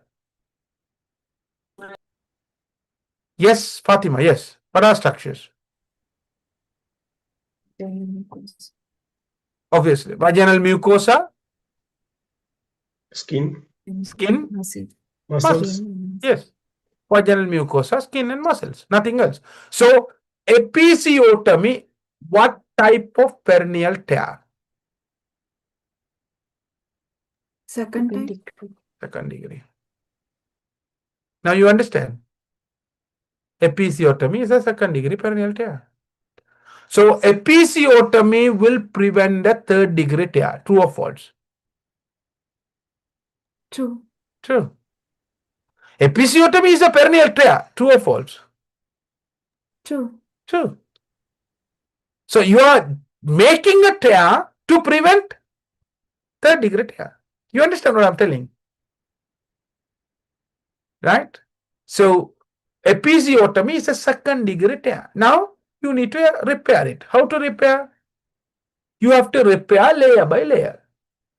Vaginal mucosa, muscles and skin. So mucosa always repair continuous sutures, not interrupted, continuous. Muscles repair either continuous or interrupted. Skin repair can be done as interrupted or subcuticle. What is subcuticle? So this is the skin cut edge. Your needle will go like this. Put here, then put here, put here, put here, put here. Then when you pull, both edge will come together. You understand what I'm telling? That is, we call it as subcuticle. Or you can tie, put here, take out and tie here. Like this. Normal suturing. You understand? So either interrupted or subcuticle, usually subcuticle. So now I'm telling about the repair. So everything's are important, right? So mucosa, separate, continuous. Muscle, separate repair, interrupted or continuous. Then skin, interrupted or subcutical. So what is the suture material we are using?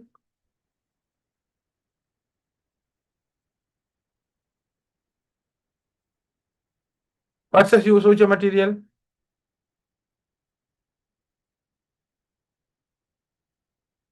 It's an absorbable suture material. That is, we call it as Vicryl. So Vicryl is an absorbable suture material. So we don't use Prolin, which is non-absorbable. You don't need to remove. It's an absorbable Vicryl. For the skin, you can use Vicryl or monogryl. Monogryl also another set of absorbable. What is the difference between monogryl and Vicryl? Monogryl is one filament. Vicryl is multiple filament. So the material is same. The filament numbers are different. So for the skin, you can use monogryl because less reaction, quickly healed, less pain. So monogryl we usually use. For the Vicryl, it takes longer time to dissolve. So it will give more strength. You understand what I'm telling? So we use Vicryl for the mucosa and muscles. Monogryl or Vicryl for the skin. What is the size? So this suture material. So in the practical, I will show you what are the size and different size of material. So size, you have number 2, number 1, 0, then 1, 0, 2, 0, 3, 0, like that. So if it is number 1, number 2 very thicker, number 1 little bit, 0 smaller, 1, 0 smaller than 0, 2, 0 smaller than 1, 0. You understand what I'm telling? Small, small, small. For the mucosa, you can repair with either 0 or 1, 0 or 2, 0. Muscles, 1, 0 or 0. Skin, usually we do 3, 0 monogryl.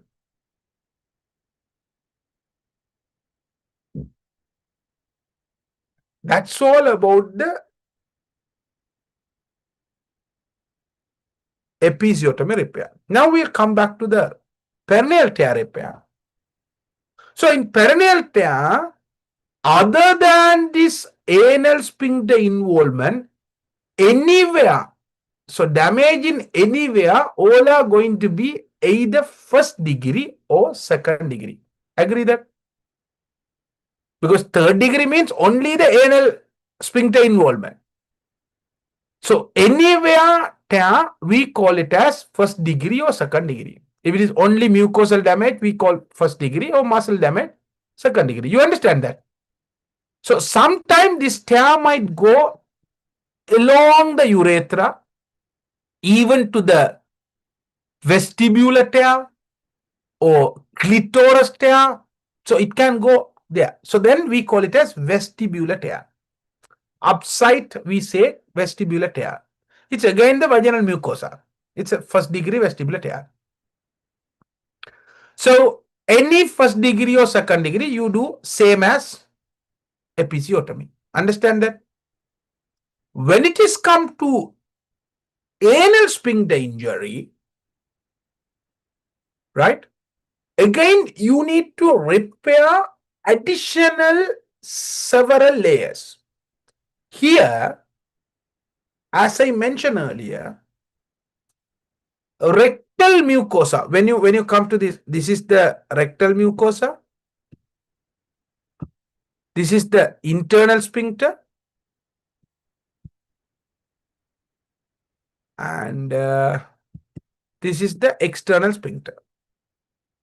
So here you need to repair all three layers separately. Can you tie internal sphincter and external sphincter together? No, because I told you internal sphincter is smooth muscles, external sphincter is skeletal muscle. So you can't tie both together. You understand how difficult it is. So you need to identify which is internal sphincter, which is external sphincter. At house officer level, you don't need to know, but you need to know if there is a tear, you need to call the seniors and patients should move to the theater. All these third degree tear to be repaired in the theater. First, these are MCQ points. First degree, second degree, you can do it in the labor ward. But if it is a third degree or fourth degree, you must repair in the theater. All the third degree and fourth degree should repair in the theater. And every layer should repair separately. If the rectal mucosa or anal mucosa damage, you need to repair with 2-0 Vicryl continuously. So when there is a tear, mucosal tear, you do the continuous suturing, like say, this is like this tear. So you go here, go here, go here, go here. So you are just putting. So then approximate together. You understand what I'm telling? So 2-0 Vicryl continuous repair. Then if it is an internal sphincter damage, it's a complete damage, right? Internal sphincter, we don't say it's partial or complete. It's a complete damage. Always internal sphincter will damage completely. So if it is an internal sphincter damage, say for example, this is how the internal sphincter, right? So I'm just drawing the internal sphincter only. So it's damaged. Now you need to repair this internal sphincter. So this internal sphincter can be repaired in two ways. These are MCQ points. That's why I'm telling. What are the two ways? One, end-to-end or edge-to-edge repair. Second one, overlapping repair. What is that edge-to-edge and overlapping? Here, this is the damaged sphincter. One edge will go above the other edge and tie. Then suture will be here like this. You understand? So once it's damaged, we are overlapping over one edge to another edge. You understand what I'm telling? That is called overlapping repair. What is edge to edge repair? The damaged tissue will come together and we put the stitch like this to the edge to edge. You understand? Edge to edge or end to end or overlapping. Which one is better?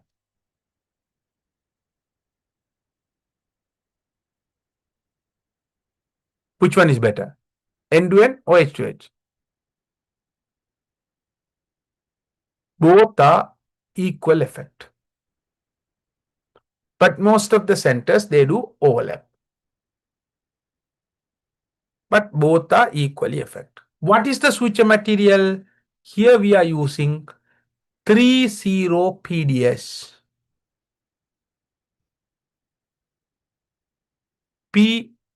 PDS. What is this PDS? It's a kind of Vicryl, but it's usually take very long time for the dissolving. It can stay for 6 months. Why we are putting this longer duration? Give more support till these muscles heal. You understand what I'm telling? But some centers they are doing with the Vigryl as well, 20 Vigryl, but mostly prefer 20 PDS. This is how we are repairing the internal sphincter.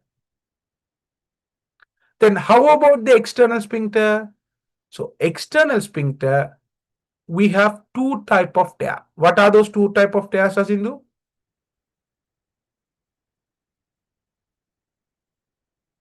A What and B. two type tear? Yeah, A and B. A and B. What is A? Less than 50% Yeah, damage. it's a partial tear.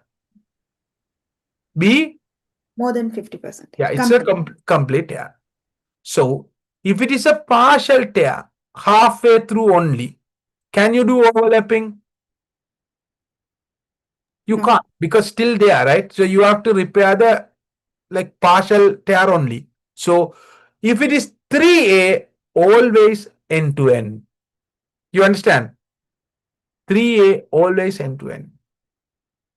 If it is 3B, you can do both, either end to end or overlapping. You understand what I'm telling? So same principle, but you have to understand that. So 3A always overlap, sorry, end to end. 3B either overlapping or end to end by PDS. 20 PDS or 30 PDS. Right? Then once you done this anal sphincter mucosal damage repair, then you can do the perineal muscle repair, then vaginal mucosal repair, skin repair, done. All done. How are you going to manage them post-operatively, especially with the third degree tear? So perineal care. Always this perineum should be dry and clean. That's the first thing. Dry and clean. Second one, they shouldn't use any warm water to the perineal muscles or perineal region. Because in foreign, they are having a bath, right? You know what do you call this bath? In the bath basin, they put the hot water and they are having a bath. So why you can't use this bath or hot water bath? Because these absorbable switcher materials are proteins. So if you have a hot bath, this protein will denature. So what will happen? The epis will gape. You understand? So I don't know about in Sinhala culture, but in Tamil culture, there is a tradition. People after delivery, day 3, day 5, day 7, they got all these herbal leaf like boiled in the water. With that boiled hot water, they are having bath. That's a tradition. Why they do that? Because like in the early period, not the VOGs and stuff, that time, even if it is a perineal trauma, they don't switch her, right? Because there is no way to switch her. Most of the deliveries are at home. So there is a high chance of infection. So all these herbal and hot environments are unfavorable for infectious organism. So that will help to heal it. So they are not wrong, they are right. But that is for the ancient time. But now we are switching. So we shouldn't do that. So you have to advise to the patient. If you are not advising, in a week time, they will come with episcaping. In a week time, they will come with episcaping. You understand what I'm telling? So You have to talk about keeping dry, clean, avoid hot water, and especially if it is a anal trauma, you have to give antibiotic and you have to give lactulose. Why lactulose? Because to soften the stools. Yes, because they shouldn't strain. They shouldn't strain. If they strain, those repaired muscles can open up again. So you need to give lactulose at least for 10 days. And you need to advise the patient. Most of the people will not have any symptoms, but still some people might have symptoms. Around 95% of people will resolve their, or the symptom will relieve. The symptom in the sense like difficulty in holding the feces, flatus and feces will resolve by 12 weeks. So you need to book an appointment in 12 weeks to assess the anal function. So if the patient is asymptomatic at 12 weeks, that means you have done a great job. It's fine. If the patient is still symptomatic at 12 weeks, there is a weakness in the anal sphincter. So how to identify whether there is a weakness or not? Is there any way? Patient To do cannot an control scan. the. Very good, Sasindhu. We need to arrange endo-anal scan. So we offer endo-anal scan to assess the sphincter function. If the endo-anal scan is normal, she can have normal delivery in upcoming pregnancy. Or if the endo-anal scan is abnormal, or if the patient is symptomatic, vaginal delivery, it's not recommended in upcoming pregnancy as it worsens the symptoms. These are MCQ points. Everything is MCQ points. Endo-anal scan is not recommended in upcoming pregnancy as it causes worsening of symptoms. And if there is a residual defect in the anal sphincter, you need to refer her to a colorectal surgeon and she might need secondary surgery for the repair of anal sphincter.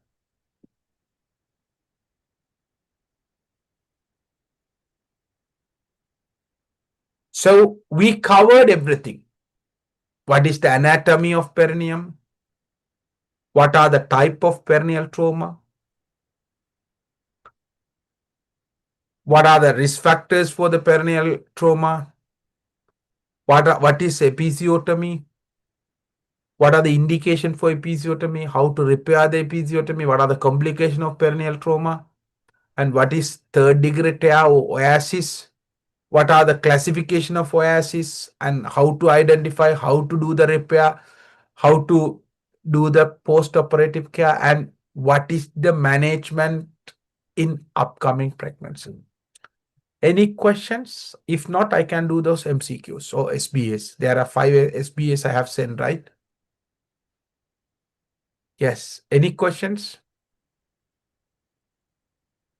Really, you understood or not? Sometime it might be too much for the juniors. Those who don't know much about obs and gynae, I'm talking about endo-anal scan, blah, blah, things, lot of things. It might be too much for you. But later, you will understand these are very fundamentals. Right. Any questions, guys? Clear? Oh my God.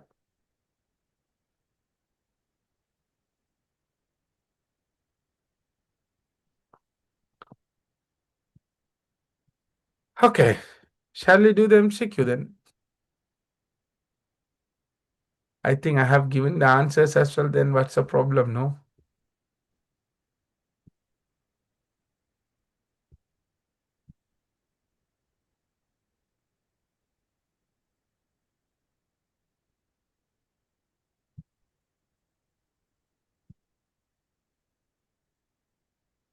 Okay, I'll share the questions. Give me 1 sec. Somebody send a message. What is it? Can someone tell me what is the first one? Okay. Okay. Screens. Yes. So I can kind of problems. Two problems where like in the hands-on procedure where you say you have support with the three fingers in the perineal muscles, the perineal muscle. Do you have to like is it before the head is delivered like at the like as the delivery process is going on, do you support it or do you like as the head is coming, do you insert the three fingers? During the crowning time, not before. So doesn't that mean you would increase the like the introduction of your fingers, increase the size of the Resistance. vaginal canal? Resistance. Yeah, kind of like No, doesn't it no, no. increase the volume? Basically, you are holding outside the opening, right? Okay. It's not in the vaginal canal, it's outside. Not in the vagina. Outside the vaginal opening, like say, for example, if the vagina is like this, okay? So I'm holding the hand both side of the vagina and in between the posterior foci and the anal canal. So just above the perineal body. I told you where is the perineal body, right? So your middle finger should give the support to the perineal body, not to the baby's, the vagina. So you are giving the support to the perineal muscle and the perineal body. So what is happening most of the time, even I have several time I notice, most of the time when they are giving the perineal support, they are giving the support with these two fingers and these middle fingers never touch the perineal body. So what will happen if your middle finger not properly give the support to the perineal body? You are supporting both side of the perineal muscles and you are not giving the support to the middle part. So then what will happen? Your middle part is more vulnerable to get air. Because now you are giving a support to the both side. Now the down part is weak, right? You understand what I'm telling? So basically with the wrong technique, you are increasing the chance of anal sphincter damage. So that's why I'm telling you, in obs and gynae, your mistake can easily damage. In medicine, patient came with full fever. You send the full blood count, you forget CRP. Okay? Do you think patient will die within 2, 3 hours, 4 hours, 5 hours, 6 hours? Because you forgot the CRP? Okay. Next day morning, your physician will come with the fair and lovely and all nicely. Hello. Yeah, present. Okay. What is the CRP? Bloody rascal. You don't do CRP? Do CRP? That's it. Nothing will happen. But when the head is crowning, do you think your consultant will come and ask, did you give the proper perineal trauma? Perineal support? No, right? It's within a minute, your mistake caused damage. Yes or no? So this is the reason I'm telling you, if you are an obstetrician or if you are an obstetric doctor, you must know the stuff. There is no question. You must know the stuff properly. Because you can't depend on another person. Do you think in medicine what you can do a lot of stuff? No, you are a clerk. Nothing else. You are taking the history, writing book for an exam investigation, and writing discharge. Other than that, what you can do, tell me. But in obs and gynae ward, you have to do a lot of procedures. Who is suturing the episiotomy? Who is doing the ARM? Who is doing the VE? Who is interpreting the CTG? So you do all the procedures. Who is doing the speculum to check whether it's a strom or not? You. You understand? So you must know all these things. So again and again, I'm telling you, guys, anybody can tell anything. It's a business, right? Now you can see how many times America announced, yes, we won the war, we won the war, we won the war. Is it true? So people can tell anything, but we should have an idea, like common sense. If even the day one day said, yeah, we it's dusted, done and dusted. Iran is done. Like, okay, the war done. Like, no, nothing, everything will be fine. Now your petrol price in Sri Lanka is 500 rupees. Anybody can tell anything. You must have a common sense. People can tell anything, but you have to have a common sense. You need to think. And please give advice to your juniors if it is right. Don't spread wrong advice and idea to your juniors. That's what I would say. Because once you give a wrong advice, it's quite difficult to tell the truth as well. They won't accept it. You understand what I'm telling?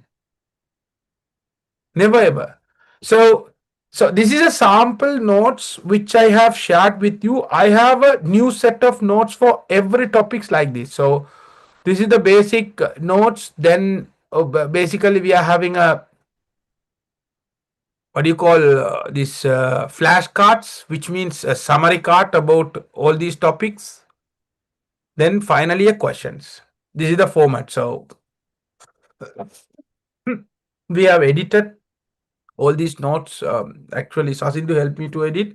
So we did quite a lot of work, but I didn't share all these new notes because I'm waiting for this new app to be ready completely. Always Sasindu is asking about group discount and discount these things. Anyhow, I'm tracking purposefully because till the app is ready, then I will give you discount, but obviously I'm going to increase my price. So before that, just tell your juniors to join. All right. Okay. Shall we do the question? Here you have Another to, question. sorry. Yeah, another question about regarding the episiotomy. Why don't you switch the muscle first, then the mucosa, and then the skin? It depends. Usually mucosa first, then later muscles. But sometimes if there is a muscle bleeding or very deep, you can switch the muscles and later you can do the mucosa. But most of the time mucosa is first because mucosal damage is going inside, deeper. Your perineal muscles are like outside the, what do you call this, pubic, the what do you call this, pelvic muscle. So pelvic diaphragm. So if you switch the perineal muscles, now your orifice becomes smaller. Then it's quite difficult for you to go deeper and switch it. You understand what I'm telling? So you need to keep this orifice little bit open, go inside, suture it, come out, then you can suture the muscles. But these are like, you might you are imagining now, but when you do only, you will see the difficult. Honestly. Yeah, I think it's good if you guys go to like a labor room before, because like the first time I went, it was like so deep, and I was like, it's so hard to reach. Yeah. Because you had to put your first suture at the vertex. That's like the beginning point, right at the beginning of the episiotomy from the inside of the mucosa. And sometimes, like sir said, when their patients are obese, it's very difficult. So even in thin person, it's very difficult sometimes when you're doing your first episiotomy. So it's better to go like I think sir said word to word everything you do in a episiotomy like without missing anything. So uh like once you remember this, you just go to a labor room like if you have the chance anytime soon, and then you'll get the idea exactly what sir said. Uh, yeah, right. And Like I think sometime it's happening. Like if it is, some patients are very low threshold and very, like, post children like 18, 19. oh So they yeah just jump like their pelvis, they're pumping like that, yeah so yeah they're yeah they're not squeezing their vagina. yeah So once they squeeze, you can't switch her. It's very difficult. yeah And yes and one more thing, you need to think about, this is for your safety, because these are the practical thing. Like when they are squeezing the vagina, you need to switch her in a small space. So then you have to put your finger inside and like clean your vagina, separate the vaginal mucosa, and do the suturing. So there is a high chance you can prick your finger. Needle prick injury is very high. So you might prick your finger and you develop HIV. No one will believe you develop or you had the HIV because of needle prick. They will tell, oh, this bugger is having HIV, right? It's done. So your life is done. yeah. HIV, hepatitis, all these bloodborne infection risk is very high. Especially if you are working in abroad, UK or somewhere, you have to be very careful because you get all kind of ethnicity. Like their HIV incidence is very high. You can't prick yourself. Mhm. If you have a prick injury, that procedure is a massive thing. Oh my God, I had a prick injury 3 years back. Then I had to go to the occupational health. They took a lot of bloods.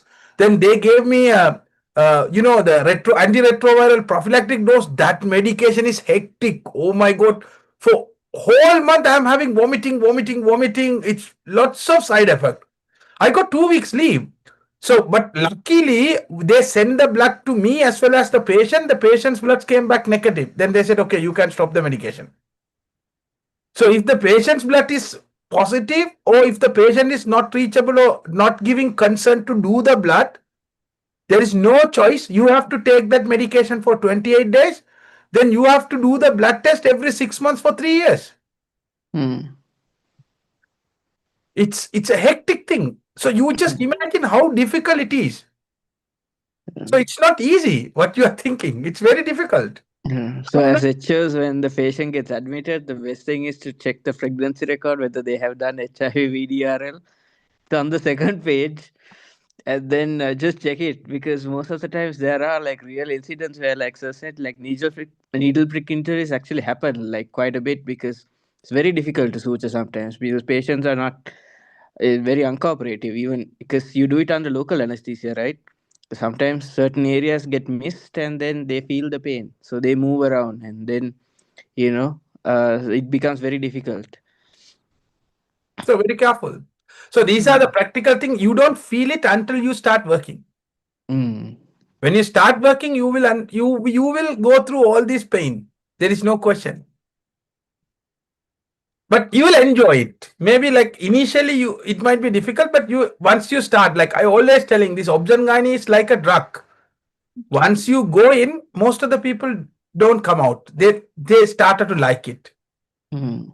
Well, that is the only what always you are filled with chocolates, gifts, ice cream, rolls, and all. And every time they are happy, always they get, like you get cards. But in Sri Lanka, people don't give cards. But in UK, they always give cards because that habit is there. But in Sri Lanka, you get rolls and foods and all. Always, the doctor's room is labor room, and the doctor's room is with the food. So because it's a happy ending. At the end is happy. They are. But diabetes, no, right? So you control the blood sugar until they die. You are giving them metformin, insulin. That's it. Nothing. You can't cure them. But Objangani is not like that. So because that is one of the reason I studied Objangani, because you see the outcome. You see the outcome. You can see whether it's a good or bad. You can see the outcome. And second thing, once you deliver the baby, just go and ask your mom, who was the option guy, VOG deliver you, they can remember. But after the delivery, they might see thousands of doctors, but they forgot everyone. But the obstetrician, they never forget. They never forget. You go and ask today.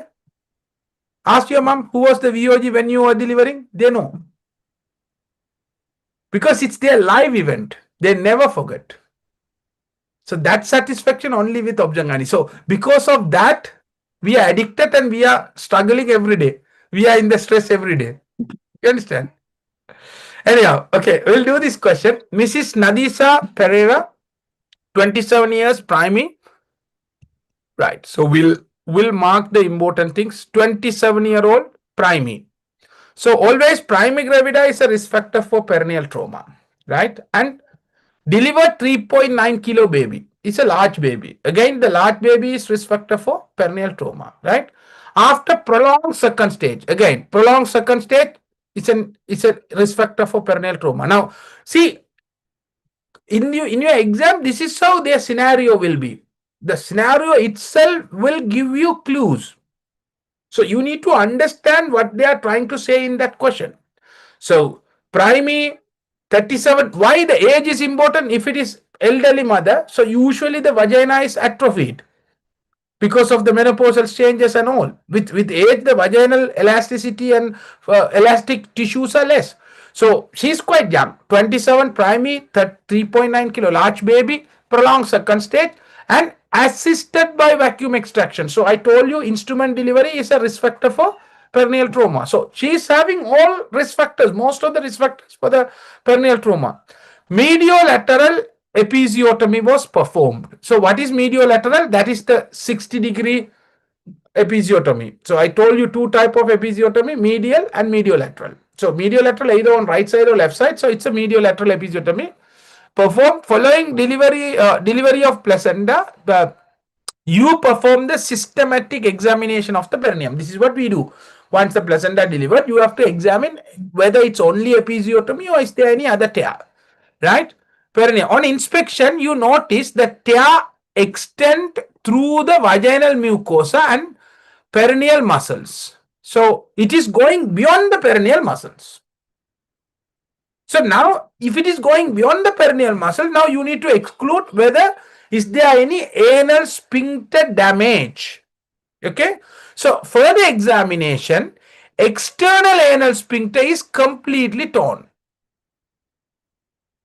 So when you look at that, external anal sphincter is completely torn. Rectal mucosa remain intact.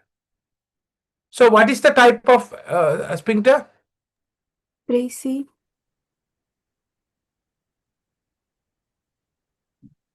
Yeah, 3C means it should be the answer is not correct. No, it should be 3B. 3B. There is no 3B, so should be 3B. Not the 3C, it should be a 3B. Third degree should be a 3B. If it is 3C, internal sphincter also gone. You understand? Anyhow, so it should be 3B. Right. So the next question, Tarusi Jayavardhana. Okay, anyhow. 31 years, delivered 4.1 kilo. It's a large baby. And forceps assisted delivery. It's a forceps delivery. Examination, 3B obstetric tear, which means external sphincter completely gone. The patient is hemodynamically stable. So she's not bleeding much, she's stable. So what is the most appropriate next step? Repair the tear immediately in the delivery room. Can you do that? No. No. So if it is anal sphincter damage, you need to take her to theater, right? So transfer to operation theater for the repair under regional anesthesia. Yeah, True. that's true. Perform repair using absorbable suture in the labor ward. No, you can't do it in the labor ward. Okay. Delay the repair until the swelling subsides. So you can't delay, as soon as possible. You need to repair it. Okay. Insert vaginal packing and review later. No, that's wrong. So answer B. You have to transfer to theater. So keep the take home message is all 3B to be repaired in theater. Right. So all the second degree tear to be repaired in the labor ward. True or false? False. If possible, not only, because if it is a deep, no. You can repair in the labor ward, but if it is a deep tear, then you may have to go to theatre. Not all, but ideally you can repair in the ward. You understand what I'm telling? Right. So 24-year-old, primary, second stage of labor, fetal head is crowning. But the perineum appears rigid and pale. What is that meaning? At crowning, perineum is rigid and pale. What is that meaning? What is that meaning? Perineum appears rigid and pale. What is that meaning? Is elasticity. Less elasticity. That's why it's rigid, and when it is getting stretched, it's pale. So, what do you want to do at this time? Episiotomy. Huh? Episiotomy. Yeah, immediate episiotomy to expedite the delivery. Nothing else. You don't need to do C-section because of CTG deceleration, because it's a variable deceleration suggesting fetal compromise. Baby got stuck in the perineum. Just give the mediolateral episiotomy to expedite the delivery. Apply vacuum extraction episiotomy without episiotomy, it's wrong. So episiotomy is the answer. During the repair of 3C perineal tear, the external anal sphincter has been clearly identified. External sphincter has been clearly identified. Okay. The surgeon must decide the best technique for the external anal sphincter repair. Okay.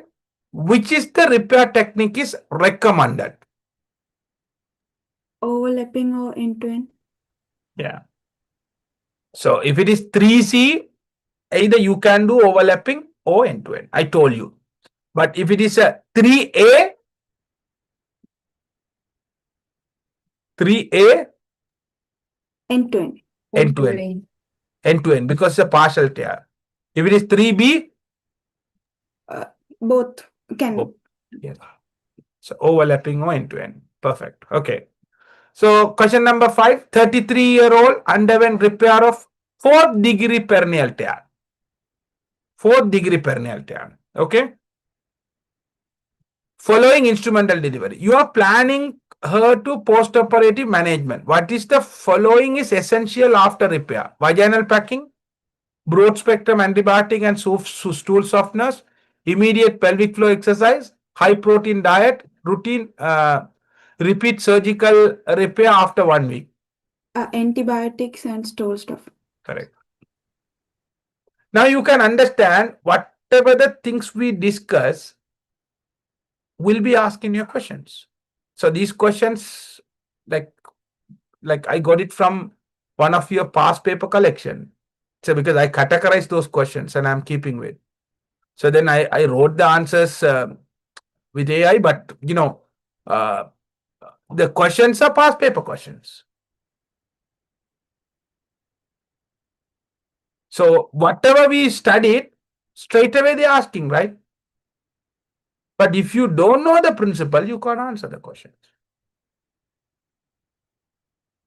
So actually we studied a very difficult topic today. I don't know whether you understood. Any questions? Actually, more than the topics we discussed, so unexpectedly, Malan and Sajid share their experience. It's make more sense for you guys, because at least you feel it, right? How you are going to face the problem when you become a house officer, right? But I usually get so much of calls, messages from my students when they are practicing, even asking doubt, sharing their happiness, thanking to me. So yeah, I used to get it, because they are going to produce, like, do the procedures, obviously. Right now some of the students have done the cesarean section even, right? Some are like people who are very enthusiastic, usually, and good SHOs and consultant, they will let them to do. It's all depend how which unit you are working. But Yeah, they have done the C-section, but I think they have done plenty of procedures right now. Now they don't bother about this bleeding emergency situation because it's all the time is emergency bleeding. So it's that is where we work, right? Yeah. It's blood Like, every day. exactly. Like recently, when I was talking with someone, I told them like in my life so far, like I have handled like more than 50,000 liters blood lost. No, Mm. every time, like how many deliveries? Even normal delivery, we are like normal section 500 ml. If it is 10,000, just imagine how many liters. A lot of deliveries. Always we are losing the blood. Right. So it's interesting, but you must prepare for it. Right. Any questions? Nice to actually, it's an interesting class for me today. I don't know whether you enjoyed, but I enjoyed. Hmm. Any questions?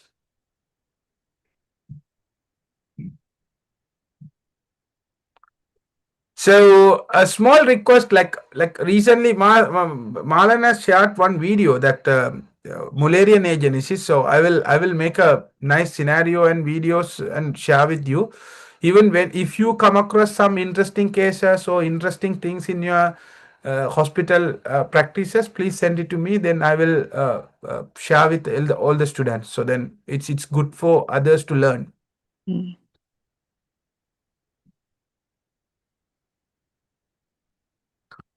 Yeah. Any questions?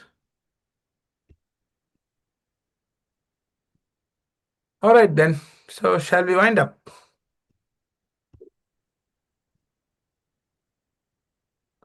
Hello, sir. I sat for this time mediolateral and midline.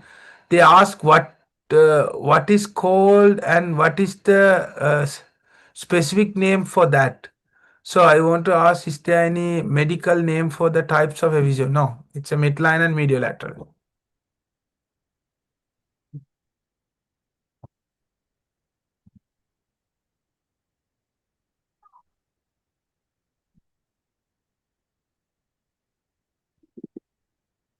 Right. Shall we wind up?